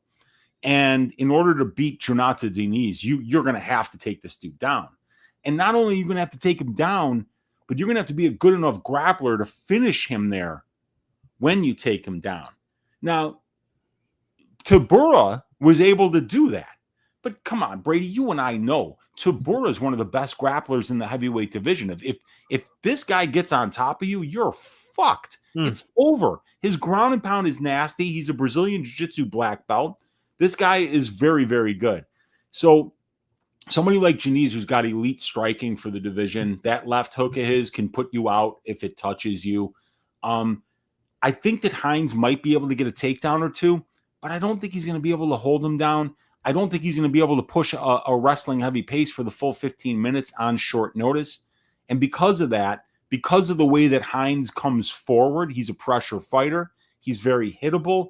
I just don't see him not getting knocked out here. I think we might have missed out when Janice was minus 180. Now that he's minus 300, I think that's very accurate where it's at right now. I think he should absolutely win this fight.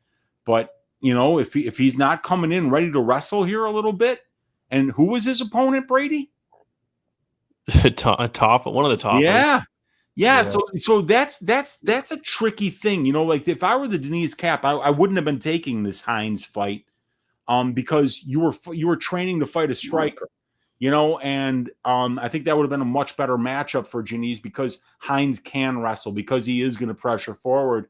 But really, at the end of the day, dude, I mean, like, I don't think this guy's going to get a takedown and submit him.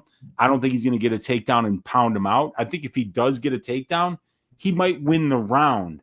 But then it's going to start on the feet in the second. And you saw what happened to Austin Lane when the fight started on the feet in the second. It's going to be tough to take this guy down and maul him for 3 rounds. So I think it's going to be a Janice knockout at some point here. Yeah, and this Denise line is getting pounded. Yeah. Pounded. He opened up minus 850, and he was minus 175. When I looked into the fight a couple of days ago, he's like minus 175, and since then he moved all the way to minus 300. And Hines currently plus 250 here, and then they don't have totals for 2 fights right now, and this is one of the fights where they don't have a total because it is a tricky one, right? Kind of a tricky one to set a total in. Yeah, and I mean, I think it's going to be a car crash because this guy Hines does not avoid the fight at any point, And if you watch LFA, you've been seeing a lot of Alvin Hines lately, and you were probably saying when you were watching Alvin Hines fight, oh shit, this guy's going to be in the UFC, and you would have been right. This guy's got 7 fights in less than 2.5 years, Brady, and he's a heavyweight. Yeah. So he's been very active. He knows he needs to go now, and this was an opportunity that was going to come to him because of how active he's been and because of the fact that he's 7-0. Yep, and somebody in the chat mentioned it, like the UFC's desperate for heavyweight. I mean, Waldo Cortez Acosta is like a top 10 heavyweight. Yeah. Wait, Tai Tuivasa is like 0-6 in his last 6 fights, and he's a top 10 heavyweight. They're desperate. He's been getting bodied, and he's still in the fucking top 10 on a 6-fight losing streak. So it just tells you this division, man, like you don't have to be good at a lot of things in order to be able to get winnable fights. I just don't think this is a winnable fight for Hines. I think it's a really bad matchup for him, unfortunately. Yeah, and there's definitely fights he can definitely win. Like he's not going to. I don't think he's going to be one of these guys that goes 0-3 and gets cut. Like I think Hines has the skill set to win some fights in the UFC. He could probably beat almost half the division right now, and I'm not exaggerating. Yeah, agreed. He probably could because he could wrestle some guys, and the pressure and the power on the feet would be too much for some guys. So yeah, I mean he's going to be a fun guy to watch. I just hate this matchup for him. Yep. We'll see what the props are at. Denise minus 300. The knockout prop, I don't know. Maybe it's going to be minus money, like minus probably 150, yeah. Probably minus 150 maybe. Could be. Which probably not the best look, but I think it's what happens. Seriously, who is this Hines guy? He's not horrible. I don't think he's horrible. No, he's good, dude. He's actually a good fighter. If you watch his tape on LFA, you're gonna be impressed. And the times when he is getting hurt, when he is showing a little bit of vulnerability, he's fighting through it. So, I mean, I think he's got the heart. I think he's got the toughness necessary, and he fights with a lot of forward pressure, so he'll be fun to watch. Yep. Pounding usually happens when you on the knees. The knees. Yeah. We've been there. That's a good point. It is. I'm honestly shocked we don't see more Division I wrestlers coming over to the UFC. Mm-hmm. Especially in the heavyweight division.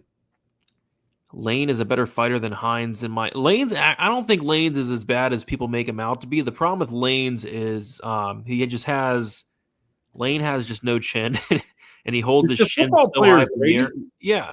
The football players had taken too much damage before they start the MMA, so they don't have the chin. Yeah. It's man, remember poor Austin Lane, that last knockout. And I think Austin Lane has another. I think they're letting him actually fight again, Wheezy. They're letting Austin He's Lane. been knocked out like 7 times, and a lot of it's been really brutal. They're all bad. Every Yeah. time he gets knocked out, it's brutal and it's bad, and he goes to the hospital. I mean, he's fighting a Vitor Petrino. They're really trying to get Petrino back on track. Yeah. They're trying their hardest. Petrino's moving up to heavyweight. Wow. Dang. Okay. You want to win, Vitor? Here's Austin Lane. Jeez. Oh my God. That should be a fight. Oh, That should be absolutely a fight. Coming up July 12th. That's coming up soon. Wow. Okay. Looking forward to that. That'd be a fun one. Johnny Walker, Austin Lane. Oh, gosh. All right, Weezy. We'll keep moving on to the next fight. We have Jack Hermanson going against Gregory Rodriguez. We got Jack Hermanson, 37 years old, 6'1", 77-inch reach. Rodriguez, 33 years old, 6'3", with a 75-inch reach. We got Rodriguez 4 years younger, 2-inch height advantage, and a 2-inch reach disadvantage. Hermanson is 3-2 in his last 5 fights. Decision win against Edmund Shabazian. Decision loss against Sean Strickland. Decision win against Chris Curtis. Knockout loss to Roman Dolidze. And then a decision win against Joe Pyfer. As far as Rodriguez, 3-2 in his last 5 fights. Knockout loss against Bruno Ferreira. A decision win or a knockout win against Dennis Tuolumne. Knockout win against Brad Tavares. Decision win against Christian Leroy Duncan. A knockout loss against Jared Cannonier. And it has been a really long layoff for Jack Hermanson. I don't know what he's been doing, like it's been injuries or what, but he's been off for about a year and 4 months the last time we've seen Jack Hermanson. So not really sure what he's really been up to, but yeah, fun fight here. I think this is a fight that's probably going to take place on the feet. Jack Hermanson, like his best attribute is that ground and pound, is the ability to, get on top and land devastating ground and pound, has an opportunistic submission game, but we really haven't seen that out of Jack Hermanson in like years. It's been years since Jack Hermanson's gotten on top of somebody and used that ground game. I think the last time he's done it was that Shabazian fight. That Shabazian fight was almost 4 years ago. Kind of turned into a striker. And I always thought Jack Hermanson's an underrated striker, but I kind of think it's more of the same here. I don't think Hermanson's taking down Rodriguez, and if he does take down Rodriguez, I don't think he's having much success. I think we're going to get a fight that takes place on the feet here. Weezy, what are your thoughts on this fight? Yeah, I don't have much thoughts on this one. It's kind of difficult because Jack's been away for a long time, and he's already 37 years old. So it's kind of hard to know where he is because he lost those first 2 rounds to Pyfer, and then won the last 3 when Pyfer kind of slowed down and outstruck him. He gets put in a weird spot by Dolidze and finished. One of the only guys that I think could probably out-grapple him out of the recent opponents. A win against Curtis, a loss in a close fight against Sean Strickland, but that wasn't really that close. I kind of felt like Sean probably won 4 out of the 5 rounds, and then it wound up being a split decision. And then, yeah, we saw the Shabazian fight. Who do you think's the better grappler here, Brady? Well, Rodriguez is a extremely high-level BJJ black belt, but he's never, ever used it. Yeah, and I've been waiting. I've been waiting for him. I remember I had one of my biggest submission props ever was on Rodriguez to submit Dennis Tuolumne, who's been submitted like 20 times, and he takes him down. I'm like, yes. And he lands one elbow and the fight's over. I'm like, dude, come on. So, yeah, this guy's supposedly a high-level grappler, but we haven't seen any of it yet. It's annoying. Yeah, so like I'm kind of feeling like Hermanson might actually be the better MMA grappler here, and while it's on the feet, Jack's hard to find. So I think it's going to be a really close fight. I don't really see this fight playing out any other way but close here.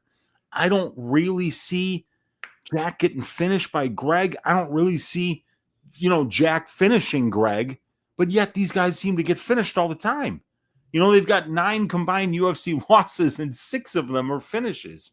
So it's a tricky fight for me. You got a long layoff and an aging Jack Hermanson. So you got a little bit better momentum on the Rodriguez side, even though he's coming off of a loss. He was damn close to knocking out Cannonier in that fight early. So it's a very tricky fight to cap because I think these guys are well matched in a lot of ways.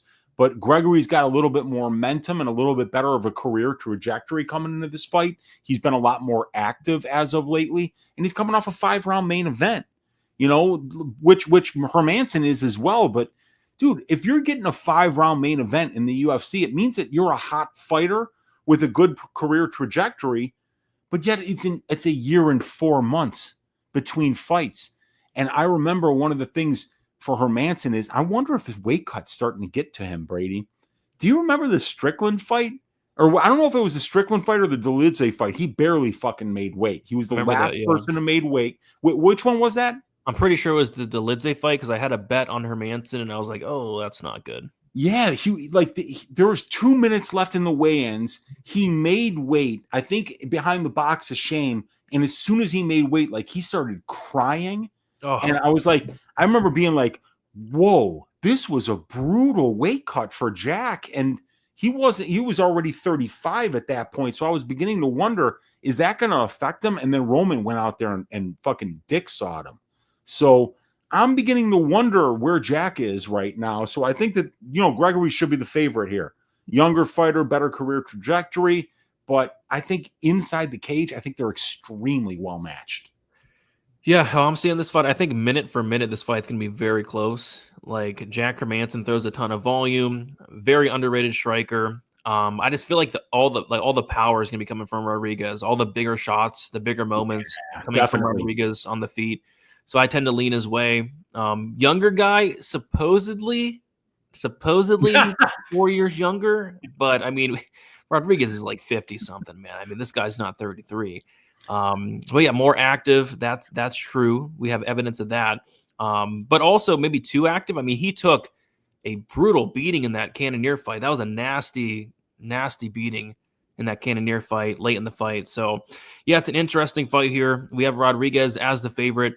He is currently sitting at -185. Jack Hermanson sitting at +160. I'll say this: if this fight goes to decision, I think it's going to look a lot closer than the line does indicate that. And in the over 2.5 is -145. So they're kind of leaning towards this fight going the distance.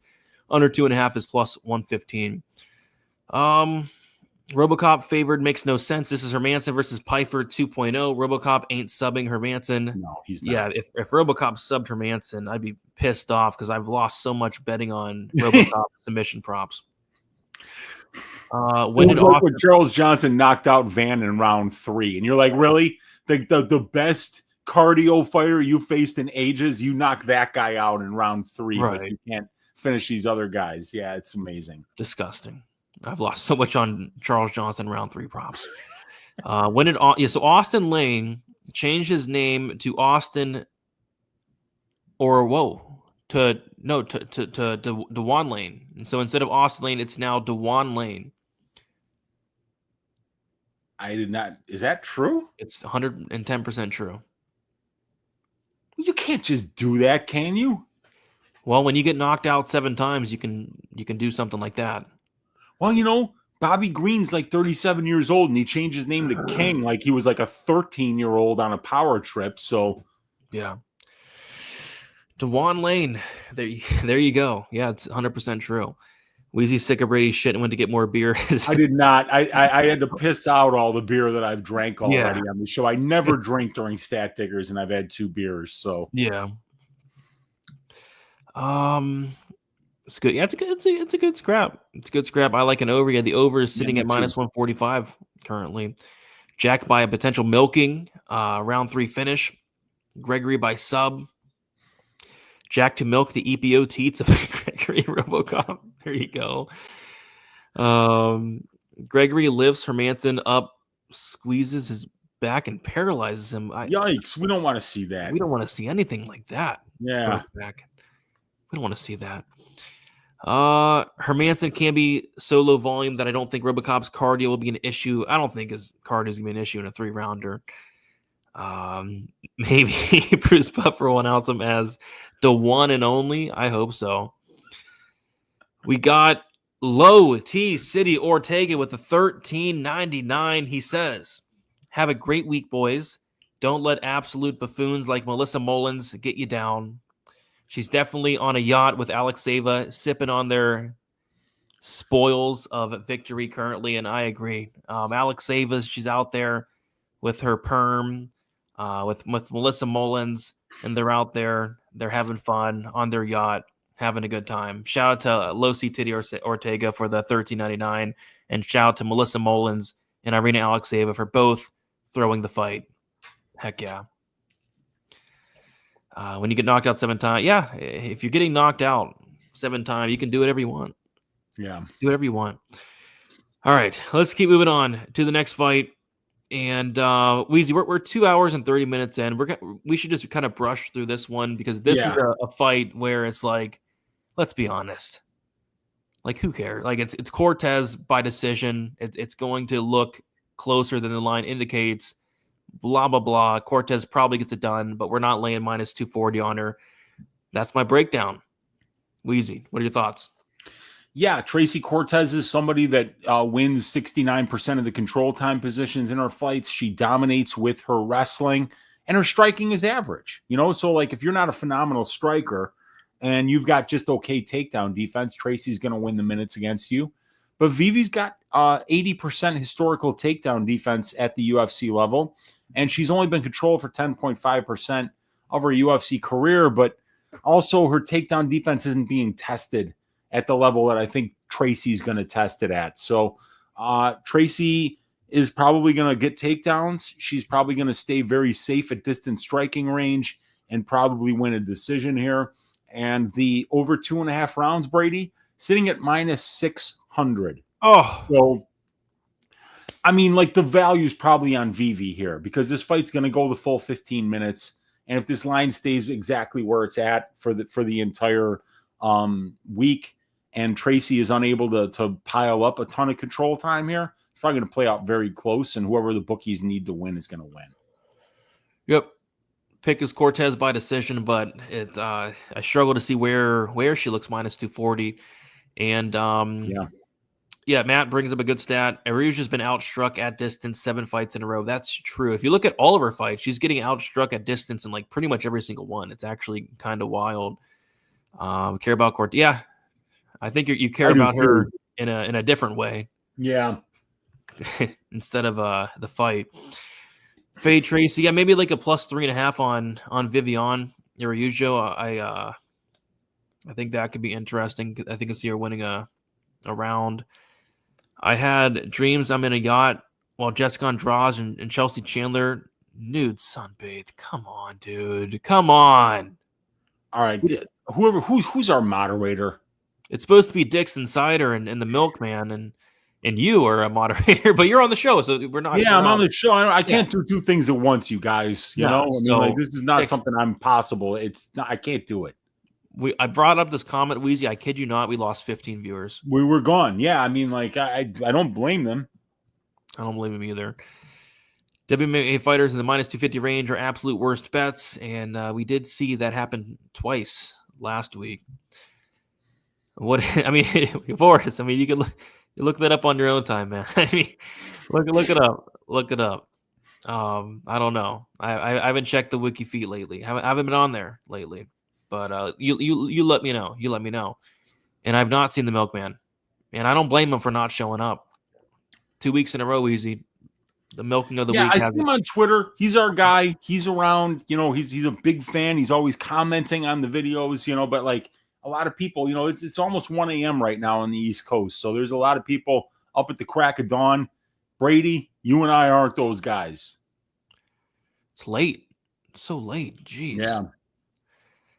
Maybe Chelsea Handler, not Chelsea Chandler. Okay.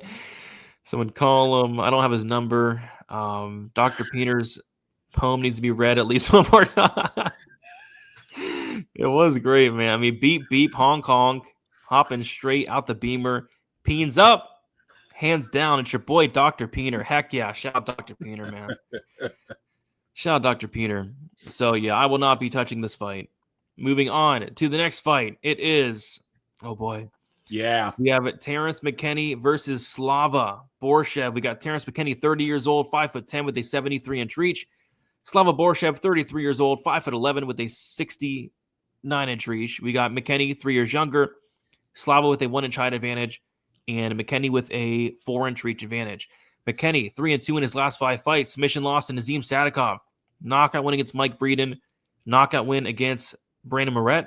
Knockout loss to Esteban Ribovics, and then a knockout win against Damir Hadzovic. Slava Borshev, 2-1 draw in his last 5 fights. Knockout win against Mahashate. A draw against Nazim Sadikov. Submission loss to Chase Hooper.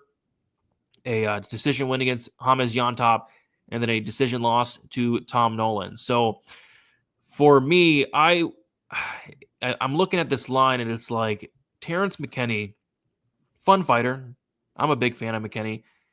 I would never lay chalk on Terrence McKinney, and here's why. And I get why he's the favorite. The reason he's a favorite is because Slava Borshev has the worst takedown defense in the UFC. But we go back to the game planning of fighters, the fight IQ of fighters.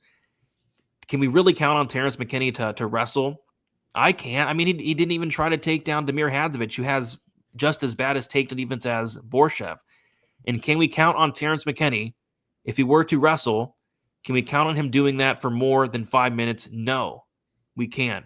I think these guys are going to strike. I think these guys are going to stand and bang. I think these guys are going to meet in the middle, pull out their dicks, and I think it's going to come down to who has the bigger dick. I think they're going to measure cocks in the center of the cage. And I cannot lay this price on Terrence McKinney. He's very chinny. He has 5 minutes of gas, if that. But he's super dangerous. He hits hard. It wasn't too long ago where we saw Slava Borshev dropped by Chase Hooper of all people. So I think somebody probably gets served, but that's just your typical Terrence McKinney fight. I'm looking forward to this one.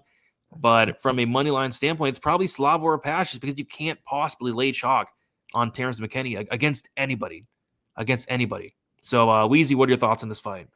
My thoughts are, Brady, what are the odds that Vyacheslav Borshev gets finished in round 1? Up there. It's Yeah. up there. It can happen. Is it around minus 180? Probably not. Maybe that's why I think this fight should be lying closer to a pick'em, man. Yeah, because like if this fight gets out of round 1, Terrence lost. Mm-hmm. Mm-hmm. You know, like this guy Borshev, you got to put him in a fucking body bag to get him out of there. You remember the Sadikov fight? I do. Well, that fight should have been stopped, but Keith Peterson was very drunk. But he was, like even the Chase Hooper fight was an early stoppage. It was an early stoppage, but Borshev was getting his ass shaved for the duration of the fight. It was one of the most one-sided beatdowns I've ever seen. But Chase Hooper doesn't get tired. You know, Borshev is like the Russian Homer Simpson. He's a much better dancer. He's got much better striking, but he is the Russian Homer Simpson. If you don't put this guy in a fucking body bag, he's not going to get out of there. And Terrence McKinney has 5 minutes, if that, to put you in a body bag. And what happens? Every time he fights somebody durable. Has he ever beaten a durable fighter, Brady? Damir Hadzovic? Is that a durable guy? How about Brandon Morat? Oh, God. What about Money Mike Breeden, the guy who barked at Anshul Jubilee and finished him in round 3? Still fucking ran through him, you know? Anybody that can last more than 5 minutes finishes this guy. I think Borshev's going to last more than 5 minutes, and I think he's going to finish this guy. And I think he's going to go to the hospital and look worse than Terrence does after the fight, but he's going to be the victor. Yeah, and I think like Borshev can even finish McKinney in the first round. I mean, we saw Ribovics finish McKinney in 30 seconds. Yeah, absolutely. Yeah, I mean, it's all I'll say is I would not be laying a minus number next to McKinney's name. You just can't. I wouldn't against literally anybody. Instead, I would just bet the round 1 prop instead. Yeah, I mean, if he's fighting somebody like Brandon Morat or Mike Breeden or Damir Hadzovic, you don't care. Yeah, you'll lay that. Yeah. You know, if he can he out grappled Fares Siam, that was a great win. It was a great win. I mean, Fares is like 6-2 in the UFC. That aged really well, that win. It did. You know, and I mean, and I think Terrence is probably going to take down Borshev, get to his back in round 1, and not finish. And then he's going to go back to his stool and he's going to be like, I don't want to be here anymore. Yeah. Yep. Let's see. McKenny is currently sitting at minus 172. Slava Borshev sitting at plus 147. The over-under set at 1.5 rounds. The over 1.5 plus 155. The under 1.5 is minus 185. Wheezy, the Terrence McKenny under has hit 11 times in a row. There has been absolutely no violence these last 2 weeks. Does the over hit in the McKenny fight for the first time in UFC history?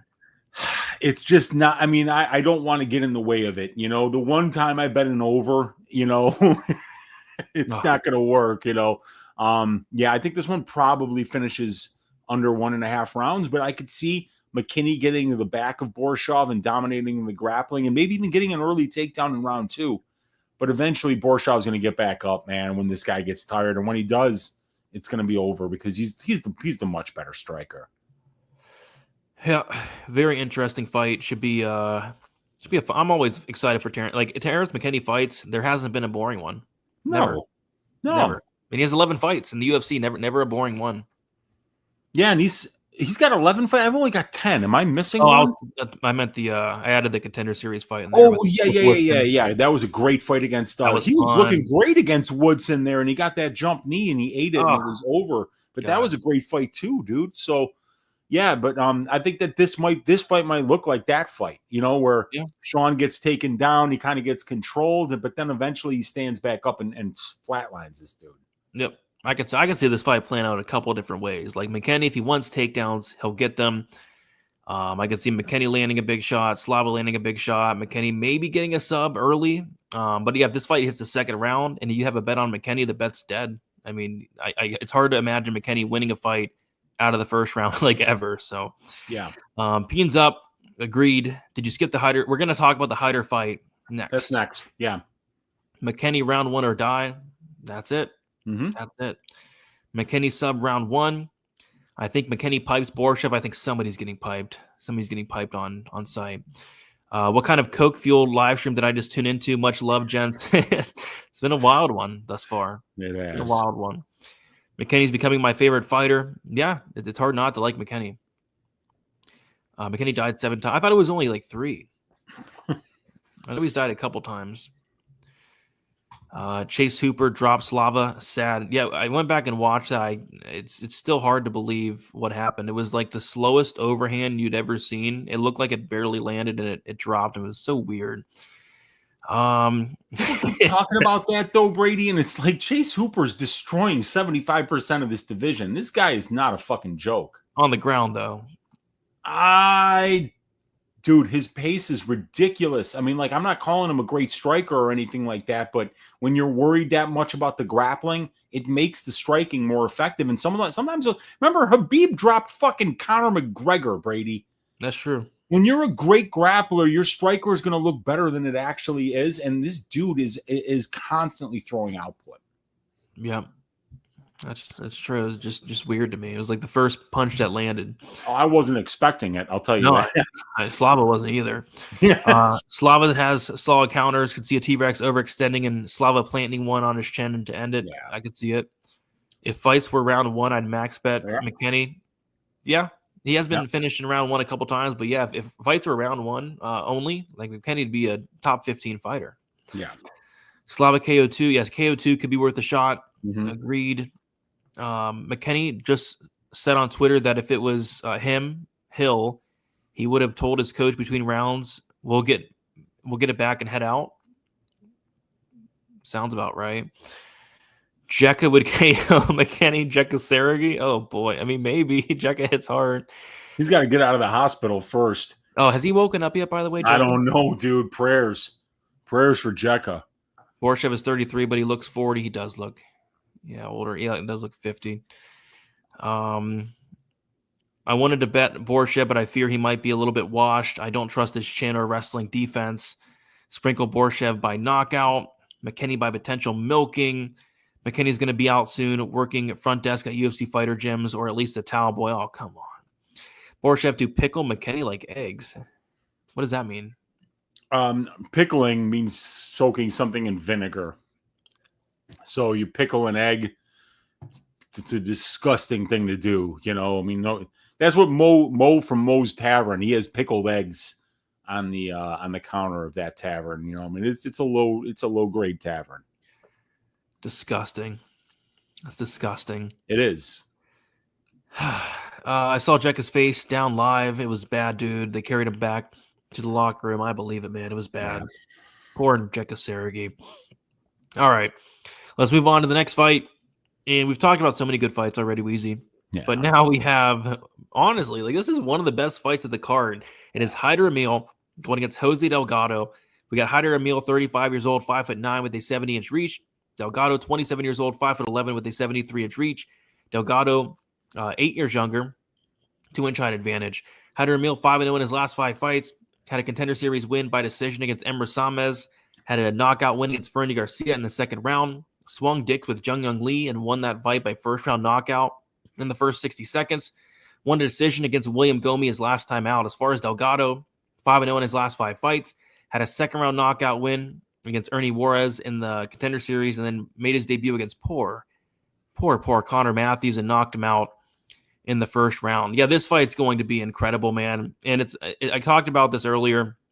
There's a couple fights on this card where it's like, I don't want to pick against either one of these guys because Hyder Emil is probably one of my favorite fighters. He comes in there, Weezy, with the double knee sleeves, the ankle wraps, and he's the only fighter that can go out there and pull it off. I mean, this guy, 35 years old, going out there with the double knee sleeves, and he is the definition of a dog.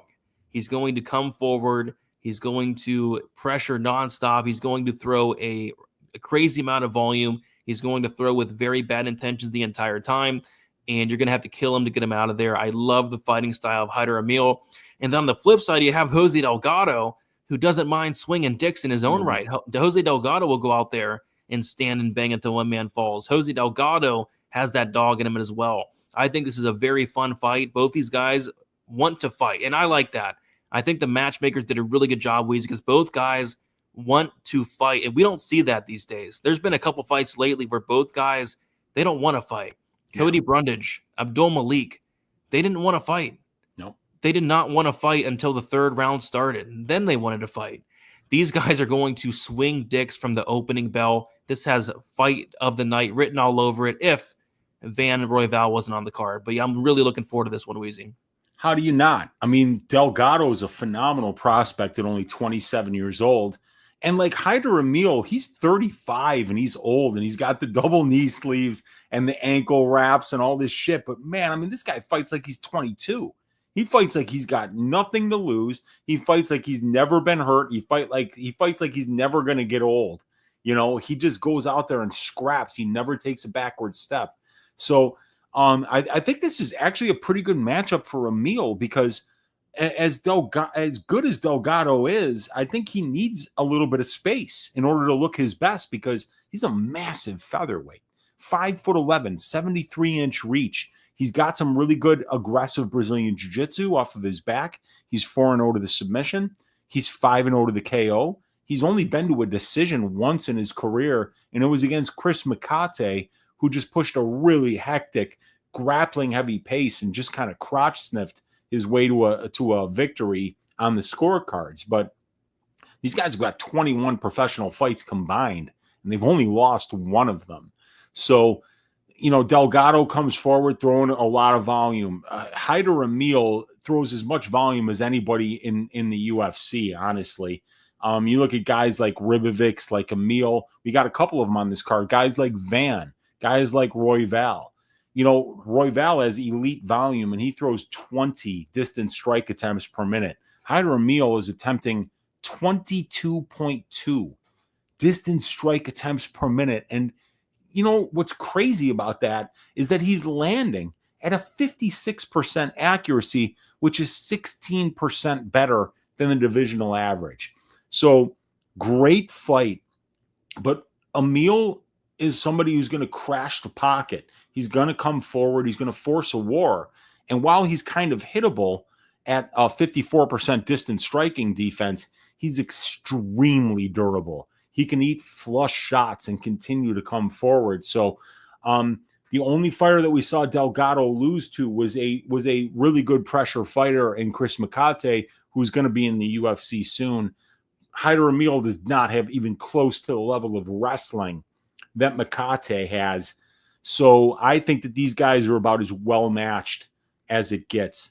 I don't think Delgado is going to get the space to operate the way that he's normally used to operating, which is where he's going to be able to throw a lot of kicks and use that 73-inch reach and that 5'11" frame as a featherweight to kind of use those gifts and use his volume in order to win those minutes. It's not going to be as easy against somebody like Hyder, who has a very unique and difficult style to deal with. The style where they never fuck off. As hard as you hit them, they never stop coming forward, and eventually they can break you. Are we going to see Delgado get broken? I don't know, man. I think Delgado's a phenomenal prospect. I think he's got a really bright future in the sport. And every time I see those double knee sleeves on Emil at 35 years old in the featherweight division, I always wonder, is there going to come a point where that style isn't sustainable for him anymore? But guy, you could just tell that this guy's a student of Gilbert Melendez. I mean, he fights exactly like Gilbert does, and that is a compliment. Yeah, man. I mean, we got to give Emil, we need to give Emil some type of award. I don't know if we can do this, but together as a community, give Emil an award. The award is, he made a William Gomi fight exciting. Yeah. It was the very first ever William Gomi fight that was somewhat exciting. It was incredible to see. Can we give him an award or something? We got to give him a medal or something. I'm not even sure he won that fight. Gomi was landing big on him, but the fact that he made that an absolute war, he deserves an award for it, because Gomi is a guy who attempts 5 distance strikes per minute. He made him triple his output just by staying in his face. It was amazing, dude. It was amazing. Brandon got it. It's the Golden Knee Sleeve Award for Hyder Emil. It's right there, man. Let's go. Because nobody gets the golden knee sleeves except for Hyder Emil. It's a death sentence for literally every single fighter except for Hyder Emil, who at 35 years old is 11-0 with 11 wins by dick saw. The guy is incredible. We'll talk about somebody else later down the card with the knee sleeve. With Nico Price. Price. Oh my gosh, it's gonna be a tough road to hoe for Nico Price. We'll talk about. But I know. I come on here weekly, Weezy, and bi-weekly I'll be like, okay, these guys are gonna stand there, they're gonna pull out their dicks, and you know what I mean. I mean it 1,000%. This fight, they're going to stand there in the center of the cage, and they're going to swing dicks. I've seen a couple fights, Weezy, where Delgado would just drop all defense. He would just stand there, literally swing, no regard for his own safety.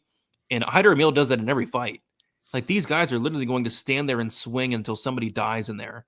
Yeah. This fight has potential to be one of the best fights of all time. The matchmaking on this fight is absolutely incredible, and I cannot be more excited to watch something like this. We got to get Hyder Emil 4 fights every single year until he's 38 and retires, because this guy is as exciting as it gets.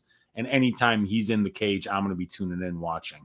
Dude, this guy's going to be like Darren Elkin showing up with a wheelchair. He'll still fight. This guy loves to fight, man. Shout out to Hyder Emil, one of the most exciting fighters. It seems like you want to call him a prospect, but he's 35. He doesn't seem, you're right. It doesn't seem like he's 35, but 35 years old.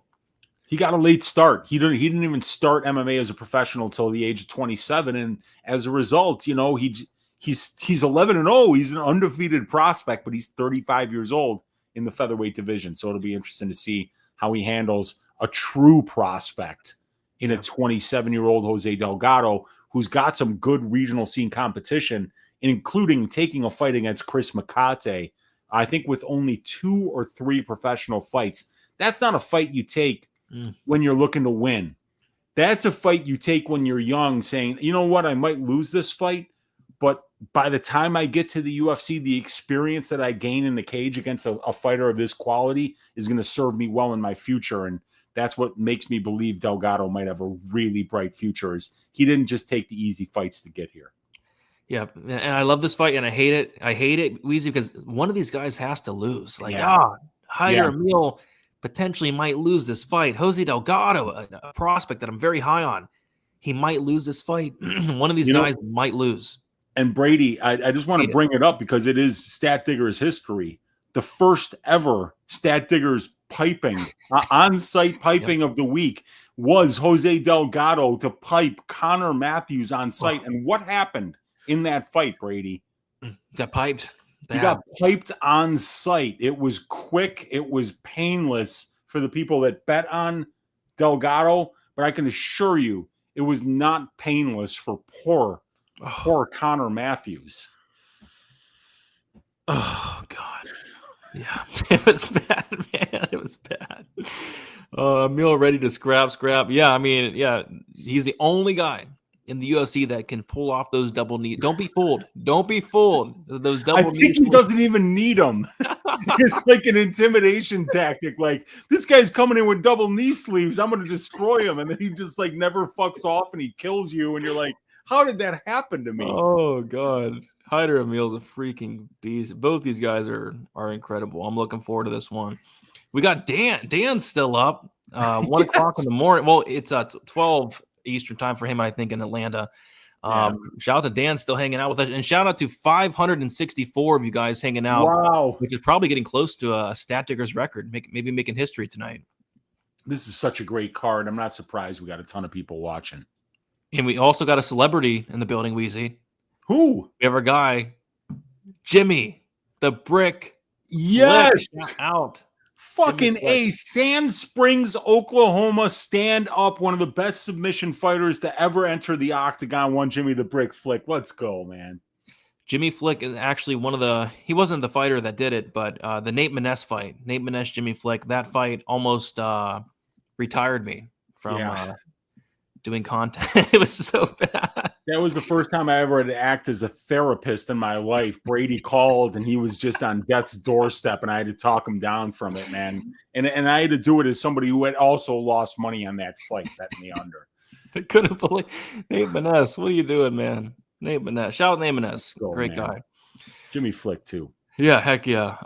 Delgado might snipe Emil at some point. Everybody has to go down. Yeah. And yeah, I know Clint's been bringing this up weekly. The undefeated fighters in 2025, not great. Not a lot of them are losing, and Emil is undefeated. So that kind of worries me. Yeah. Green taking a shot on Emil plus 142. Yeah, I bet on Emil against William Gomi, and what I like about betting on fighters like Emil is win or lose, they're gonna fight for your money, right? Yeah. Like win or lose, you're not going to be upset with that bet. Like if you bet on someone like Melissa Mullen, who's going to go out there and fight Michelle Pereira. Pereira. It's not going to happen with Hyder. Not going to happen. Take him out of there on a box, but you're going to be like, dude, that dude fought for my money, and I don't regret it for a second. And those are the fighters you want to bet on. Win or lose, you will not be disappointed, even if he does get knocked out, because he could. I think somebody's probably getting served here at some point. Afternoon for Artem. Emil will swing dicks with anyone. Yes. Emil versus Trevor Peek. I don't know if Trevor Peek will ever fight again. Like every time I log on Instagram, Trevor Peek says he has like a new injury. Yeah. Like, he's getting like a ton of like bad injuries, Trevor Peek. So hopefully we get Peek back in there because Peek's a very fun and exciting fighter as well. Let's see.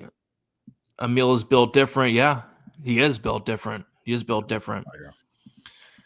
Let's see here. Wow, the first historical piping, I love it. Yeah, so a little history for you. The first piping was Delgado, and the first milking was Carlos Leal to milk Alex Moreno. Alex Moreno. Yep. And that was indeed a milking. I was one. I thought it was. I thought you were Pacific, or not Pacific. Oh God, no, he's Georgia. He's Atlanta, man. So he's East Coast for sure. God, it's late. It is. It's Brady's in Delaware, which is like, that's like the upside down from. I didn't even know Delaware existed. I was still like 90% sure it was a fake state, So the fact that you're there, this is the first person I've ever met that set foot in the state of Delaware in my entire life. God, they should probably take my degree away from me. I didn't know that Atlanta was in the Eastern time zone. Well, not everybody goes to the Harvard or the Midwest, Yeah. Northern Illinois University, Brady. You know, I mean, there's levels of education, just like there's levels of grappling, levels of striking, you know. Yeah, agreed. Shout out to from Evan from Australia. Heck yeah.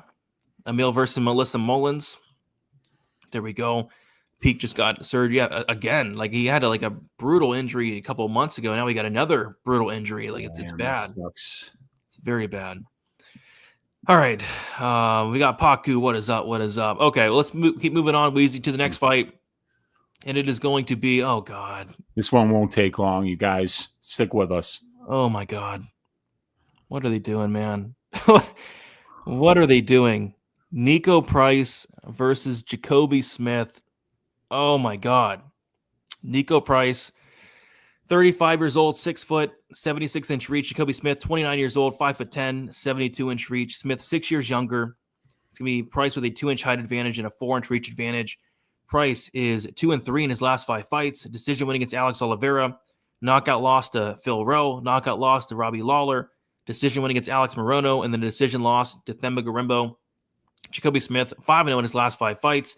Had a knockout win on the Contender Series. Had a knockout win against Preston Parsons in his debut. And come on. I mean, this kind of reminds me of the Malcolm Wellmaker, Chris Moutinho fight. It's where it's like, come on. Jacoby Smith minus 2,000. Nico Price is plus 1,000. And I feel bad for Nico. Nico is a family man. This guy has, I think, 8 kids, 9 on the way. And I talk about it all the time, Weezy. I had one kid in my life got completely turned upside down, almost ruined my life. One kid.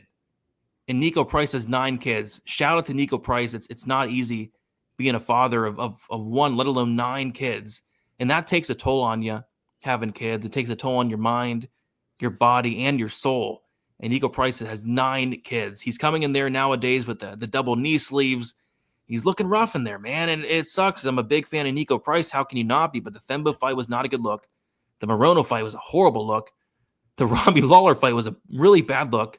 The Phil Rowe was a really bad look. And even the Alex Oliveira fight was not the best look.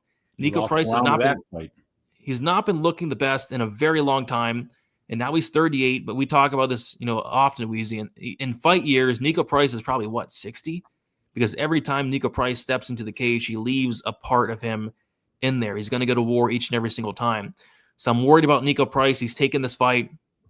And they're giving him Jacoby Smith, who's a really good prospect. He can wrestle, and he can hit hard. This guy can knock out a bus. I mean, Jacoby Smith has a ton of power on the feet, but he can also take you down, and he has some of the best ground and pound that you'll see. So I think it's a brutal matchup for Nico Price. I think that whoever sanctioned this fight probably deserves some prison time, and I would like to ask all of you guys just to give a quick moment of silence for Nico Price, if you would, because this is brutal. So just a quick moment of silence.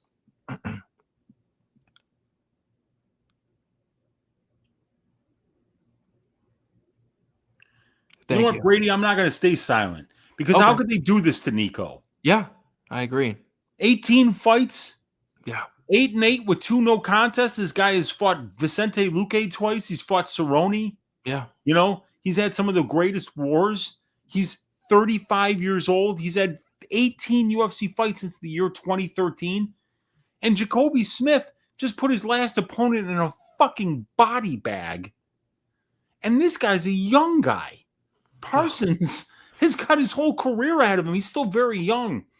So for when the line tells you something's a mismatch, and sometimes it's a mismatch because you're fading the other guy. But this guy, Jacoby Smith, dude, Oklahoma State wrestler. Like, I remember when he was, I remember DC talking about this guy because DC wrestled at Oklahoma State and wound up being a silver medalist at the Olympics. He was like, this guy's wrestling is incredible, And if DC is saying your wrestling's incredible, it's incredible. But he's also got, A+ athleticism, and he's showing that the striking is there too. So, yeah, I don't know why they're doing this to Nico. Why him? You know, I mean, I know Nico will pick up the phone and take a fight, but just because he's willing to do it, it doesn't mean you throw him in there against Jacoby Smith. It's not a fair fight. It's not fair. What are we doing here? Minus 2,000? Oh, it's not good. You can't get Nico a fucking desk job, Brady? He's got to go in there and get body bagged, iced by Jacoby Smith in order to get a fucking paycheck? But to his credit, I mean, it's pretty. I mean, get knocked out in 30 seconds. He's probably making what, 100K in 30 seconds. I hope he makes at least that much. I hope he's going to need it with 9 kids. With 9 kids, you're going to need 100K. You're a young man. What would they have to pay you in order to get in a fucking cage with Jacoby Smith? What would they have to pay you to get into a cage with Nico Price? 100K. Think about what it costs. Yeah. You've been knocked out before. You played football. It's not fun. You know, I mean, I don't understand how this ends any other way. How does it end any other way? It does. It ends with them singing the "In the Arms of the Angel" song. Dude, Nico Price wears 3 knee sleeves. He only has 2 knees. The guy wears 3 fucking knee sleeves. These are not the golden knee sleeves that Hyder Emil wears. What are we doing here? Yeah, I you know what, Brady, you heard it here first. I'm picking Jacoby Smith to win this fight. I think you get it done as well. Poor Nico. Nico's the best guy. I mean, this guy's the nicest guy in the world. Why are they doing family that? Man, 8 kids, he's with the same woman, they love each other. They're fucking constantly. They've been married for years and they're fucking constantly. She's had babies. There are women that have 2 babies, Brady. They won't let their husband near them for the next 30 years. Yeah. These 2 love each other so much that they're consistently making babies. Between this guy fucking training 3 hours a day and working another job, I'm sure, crazy stuff, man. We owe Nico Price a lot better than this. We do. Give him Shannon Ross. We gotta bring back Shannon Ross, dude. I mean, Nico deserves that. Oh God, Can we bring back Martin Sano, please, Brady? Please, yes. 170 pounds. He fought Semmelsberger. He's got 3 more fucking fights on his deal. Can we do Nico Price a goddamn favor? Give him Martin Sano. Let him retire and give him a goddamn desk job next to Michael Chiesa. For the love of God. Yeah, I would. It's sad, man. It's bad. This is a bad matchup for Nico Price, and yeah, it's sanctioned pretty much. Whoever sanctioned this fight probably deserves a couple years in prison. I mean, a couple years because it's gonna be brutal. Put him in prison next to Kerry Hatley. Oh, poor Nico. Yeah. Nico Price wins via D. That's probably his path, like a DQ. Is Nico Price a grandfather? I don't think so. I hope not. I hope not yet. Either. Nico's tripping. I mean, he'll accept the fight against anybody. That's just who Nico is. So it's not. This fight would have the fight ineligible tag on it if it was booked for some other promotion. Yes. That's hilarious. The Sure Dog warning that they are fighting tomato cans. I'm easy like Sunday morning, Nico Price. Oh God, a basketball team. Nico by Peruvian necktie. I agree. Justice for Nico. Yeah. Early candidate for an on-site piping, unfortunately. I agree with Dr. Peter. Nico needs to take pull-out lessons from Paulo Costa, both in the bedroom and in this fight. I mean, if Nico, nobody would blame you if you pulled out of this fight. Nobody would blame you. He's got a swollen foot from a knee sleeve being too tight, and he's gonna put the foot up in the camera, and be like, Dana, I can't make it, man. I heard Martin Sano's looking for a fight in November. Let's book that shit. Ernie would step in there for $80K to take on Jacoby Smith. Okay. I'd need more than that. Jacoby would put me in a hospital for a long time. Oh, be like Jekka Saragi. Oh, yeah. Brutal. Nico 30-25 after landing massive damage due to shoulder strikes with his weird knobbly shoulders. Oh, He's got a weird ass physique. He looks like He a does. triangle. yeah. It's a very awkward physique, but Yeah. should offer Jay Ellis. We got to get Jay Ellis in the UFC. He's got a lot of experience, you know, He does. that he could draw from in the cage. And, you know, like there's nothing that Jay Ellis hasn't seen. So, like, he might not win a lot of fights, but he's very experienced and crafty. Yep. Oh, God. All right, Weezy. Let's move on to the next fight. By the way, we have 141 likes or 149 likes, which means if we get 51 more likes, I will be getting a tattoo on my face, probably a teardrop. So 51 more likes to go. Appreciate y'all for hanging out. We are going to be talking. Oh, boy.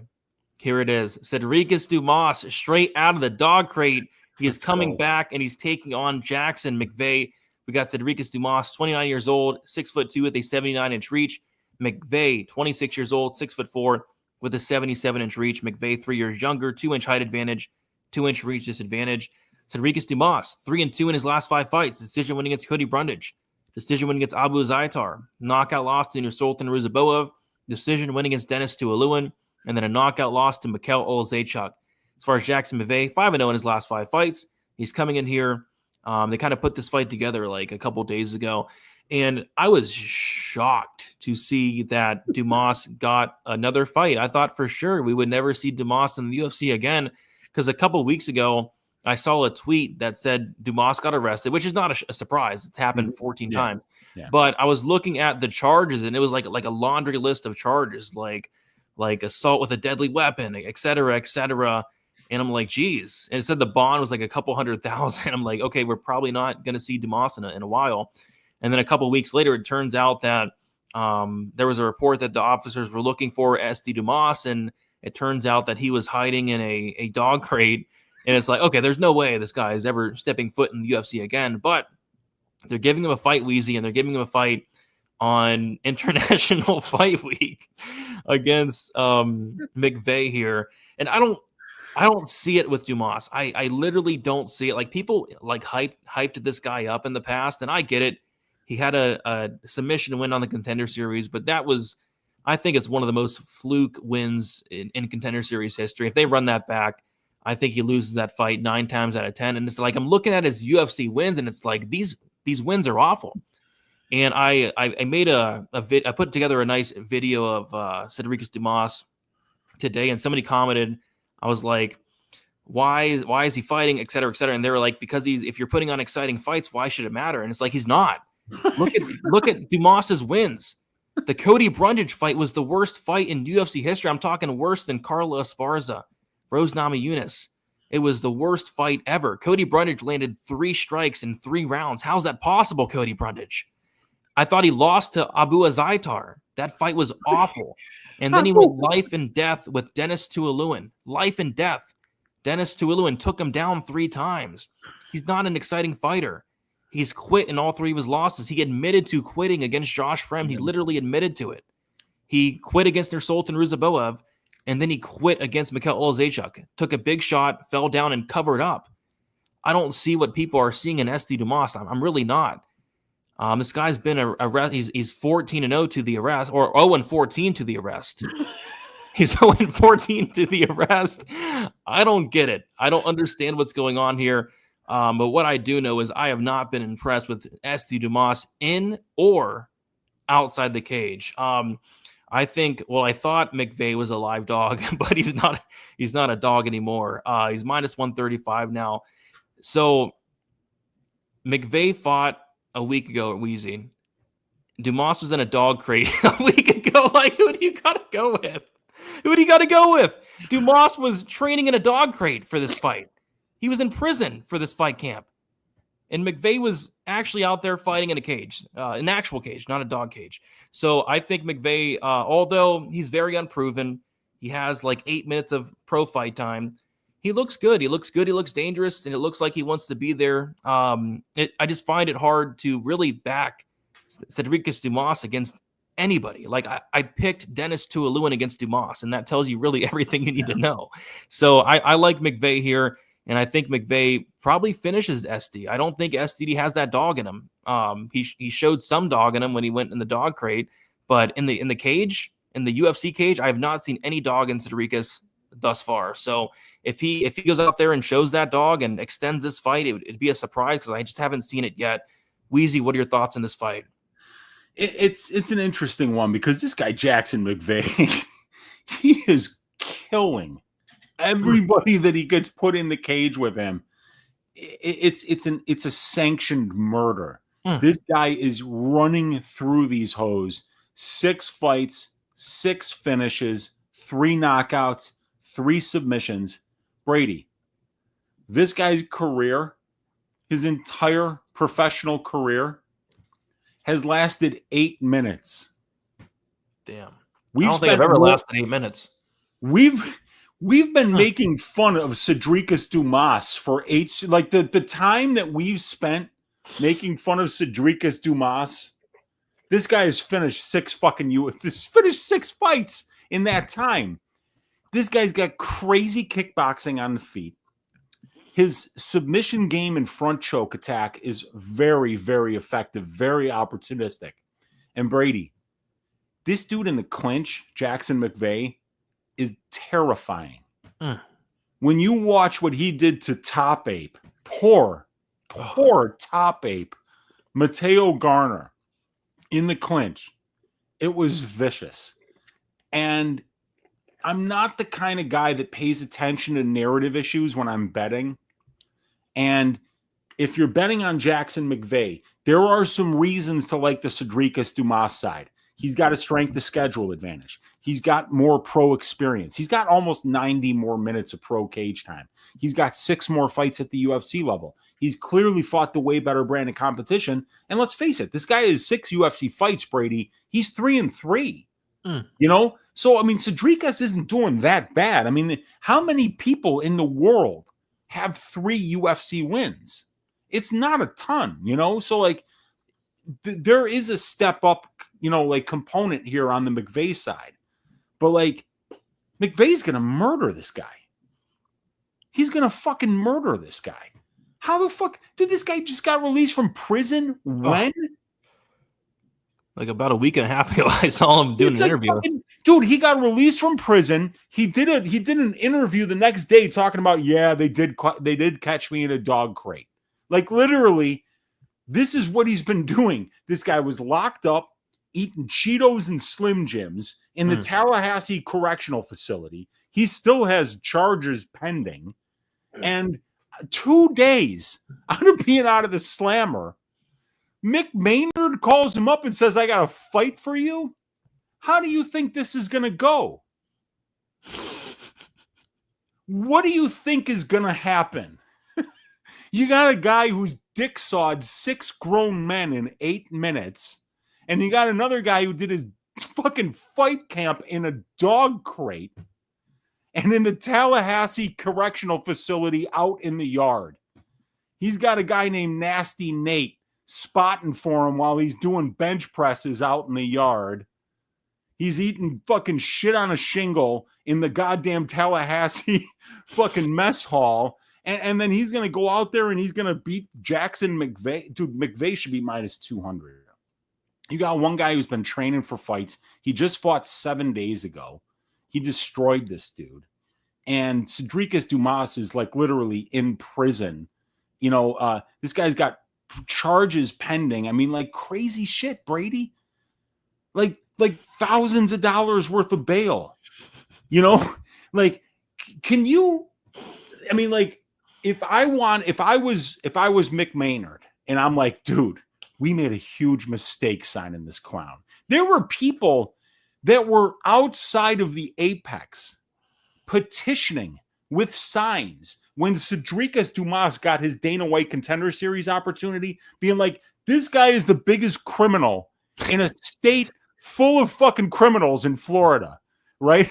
There were people out there protesting the fact that he even got an opportunity on Dana White's Contender Series because he was already such a prolific criminal.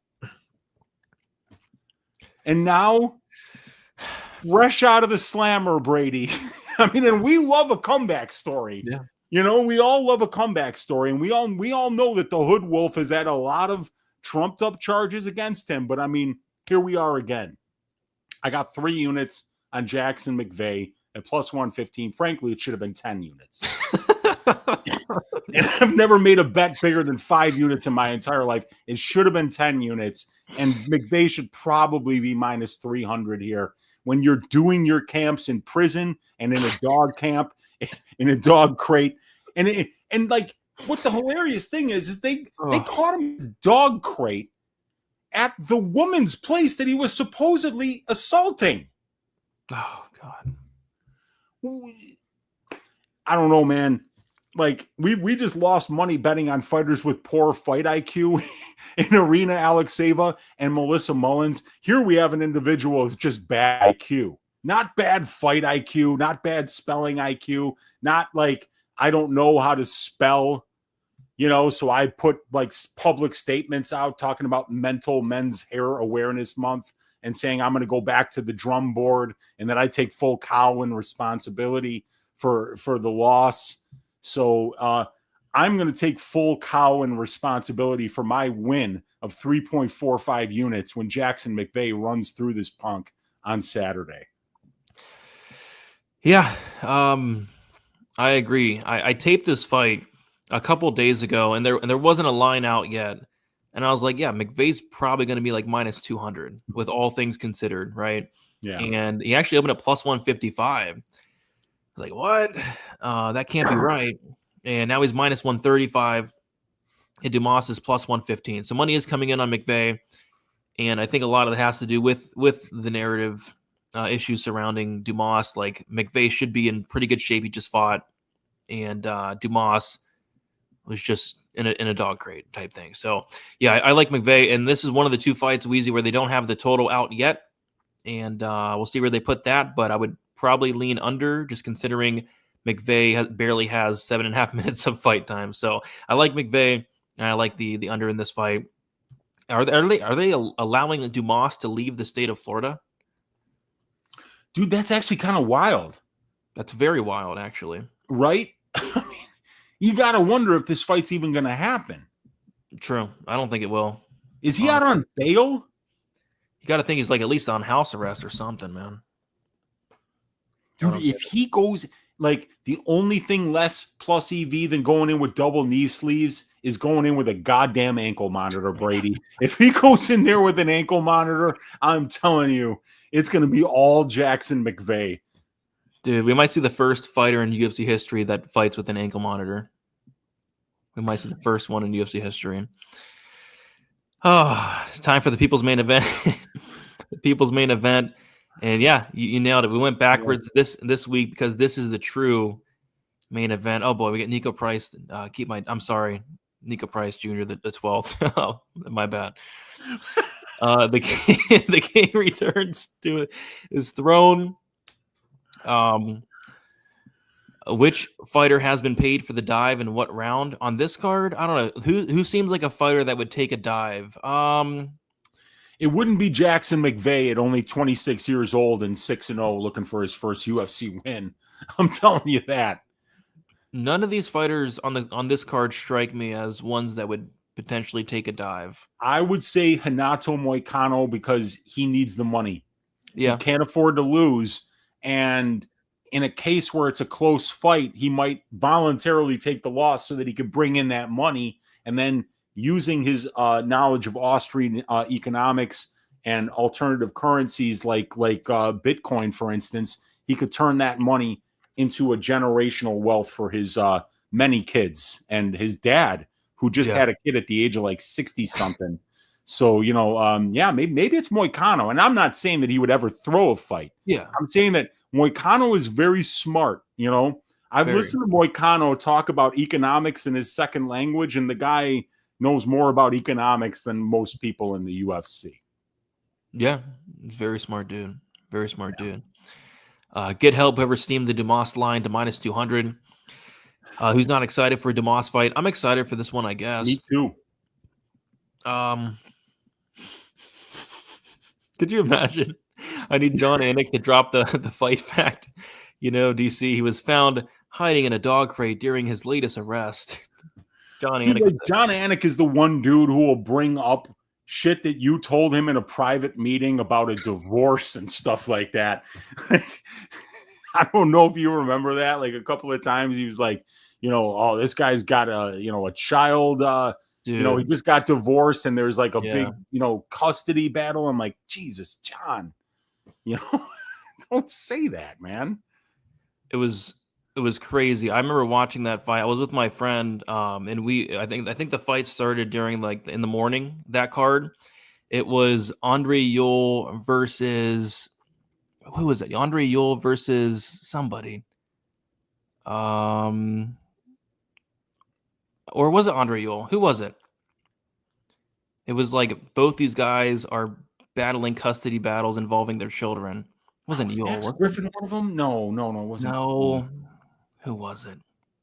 Oh, I forget. I remember that so vividly because like Same. Twitter just lit up like, Anik, what are you doing?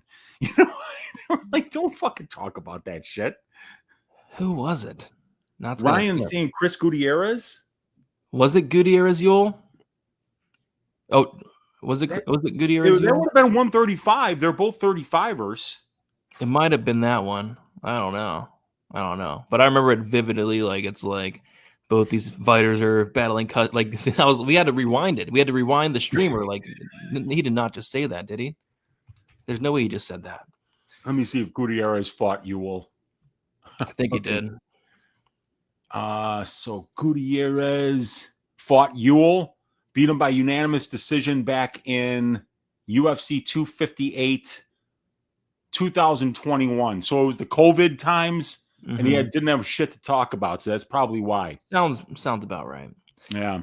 But Dumas might not be allowed to try this fight. Yeah, I don't know.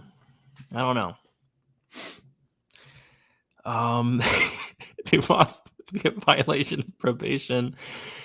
0-14 to the arrest. Bro, he's undefeated. Still in the UFC because cops didn't have a warrant to search the dog crate. Oh my gosh. Oh God. Cedric Dumas got that dog in him. Yep. Outside the cage, he does. Inside the cage, I haven't seen it yet. McVeigh on DoorDash just delivered his food, Harry's food. There you go. Hopefully enjoy it. Hopefully he didn't get Taco Bell. Oh God. The worst. Yeah, don't get Taco Bell. Never. Let's see. We need to find a reality show where Weezy is SD's cellmate. Oh God. Oh, that would no. I don't need money that bad. Did SD say this? He's getting a kick finish. I mean, on who? His baby's mama? Oh God. Hey-oh. Oh God. Oh God. Are these actual SD quotes? Make sure when shit hit the fan, are you still a fan? Yeah, actually, Moyes is somebody that actually really follows Cedric Dumas, and is somebody who drops as many quotable quotes as Dumas. He's got quite a few of them.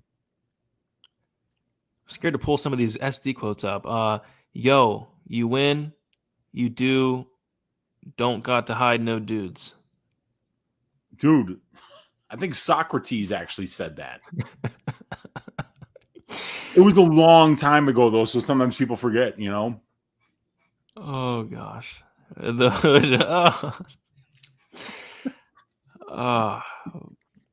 Florida is the wild, wild west in the east. Yeah, it is. I went to Miami a couple years ago, and it was like 1 o'clock in the morning, and I witnessed almost a stabbing. This chick almost stabbed this homeless man right in front of me. Yeah, at a gas station. I was like, oh God, I don't like this. I don't like this at all. But yeah, Florida's wild. Like you see some of the wild stuff. Nico Price has 9 kids, always a Price. Yeah, 9. Yep. Dumas has 100K. I think it was more than 100K. I think it was like a couple 100,000.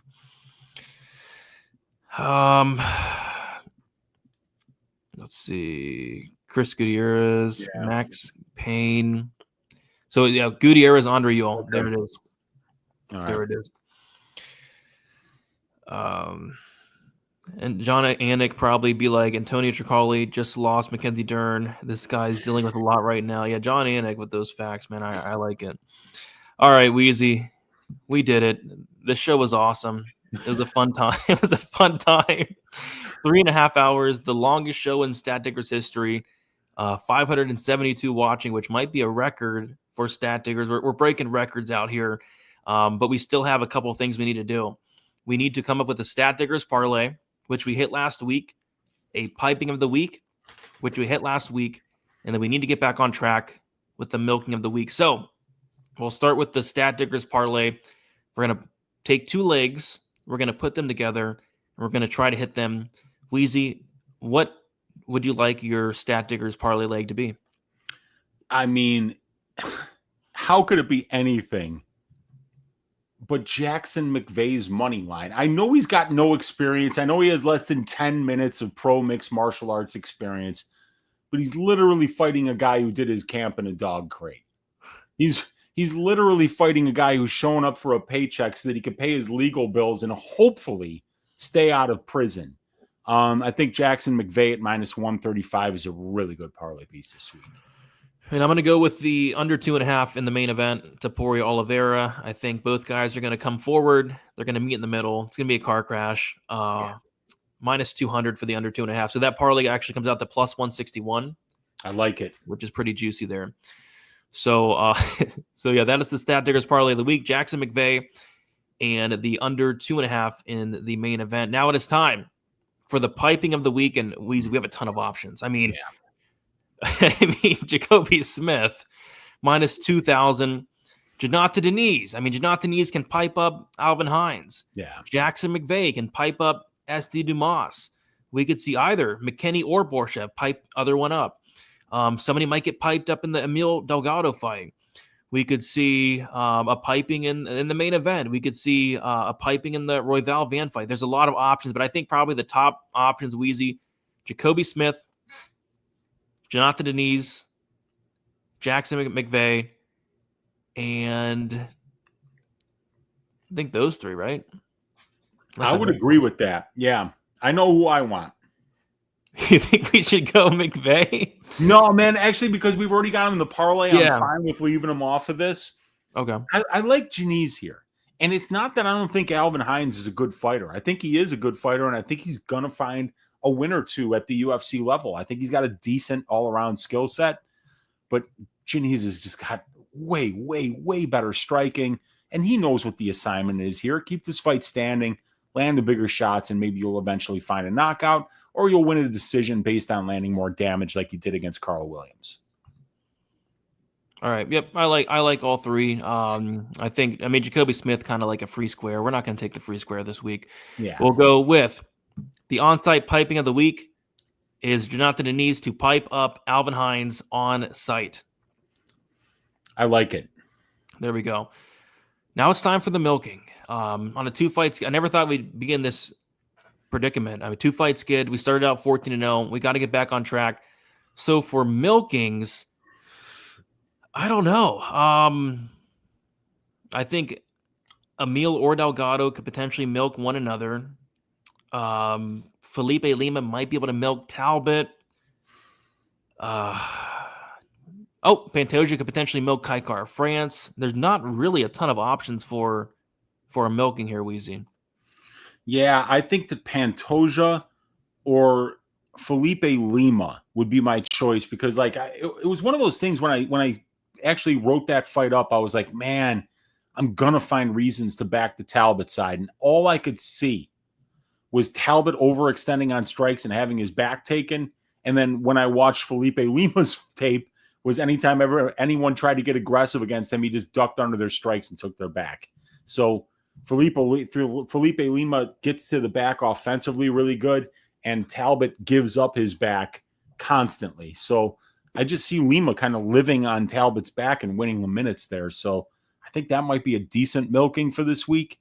Kai Kara France has got much better takedown defense than Peyton Talbot does. Sure. So I think it would be a little bit easier for Lima. But also I feel a little bit wrong about just kind of going with the current momentum here, because you're talking about a guy that was a minus 1150 favorite in just one fight ago against a legend in Hani Barcelos, and now he's a plus 170 underdog to a guy with 2 UFC fights who's never even weighed in at 135 yet at this level. So it might be a little bit kind of like going with the current trend rather than how it's actually going to play out in the cage. Yeah, I think it's between Pantoja or Lima. I think both guys could potentially milk. I think Pantoja is more live to finish. Like I could see Pantoja's sub, whereas Lima, I kind of lean more towards the decision. Agreed. So we could do Pantoja. You're getting a champion. That's the thing. Yeah, you're getting a guy that, again, he's one of those guys where if you bet on Pantoja, you'll never be disappointed. He's always going to give 110%.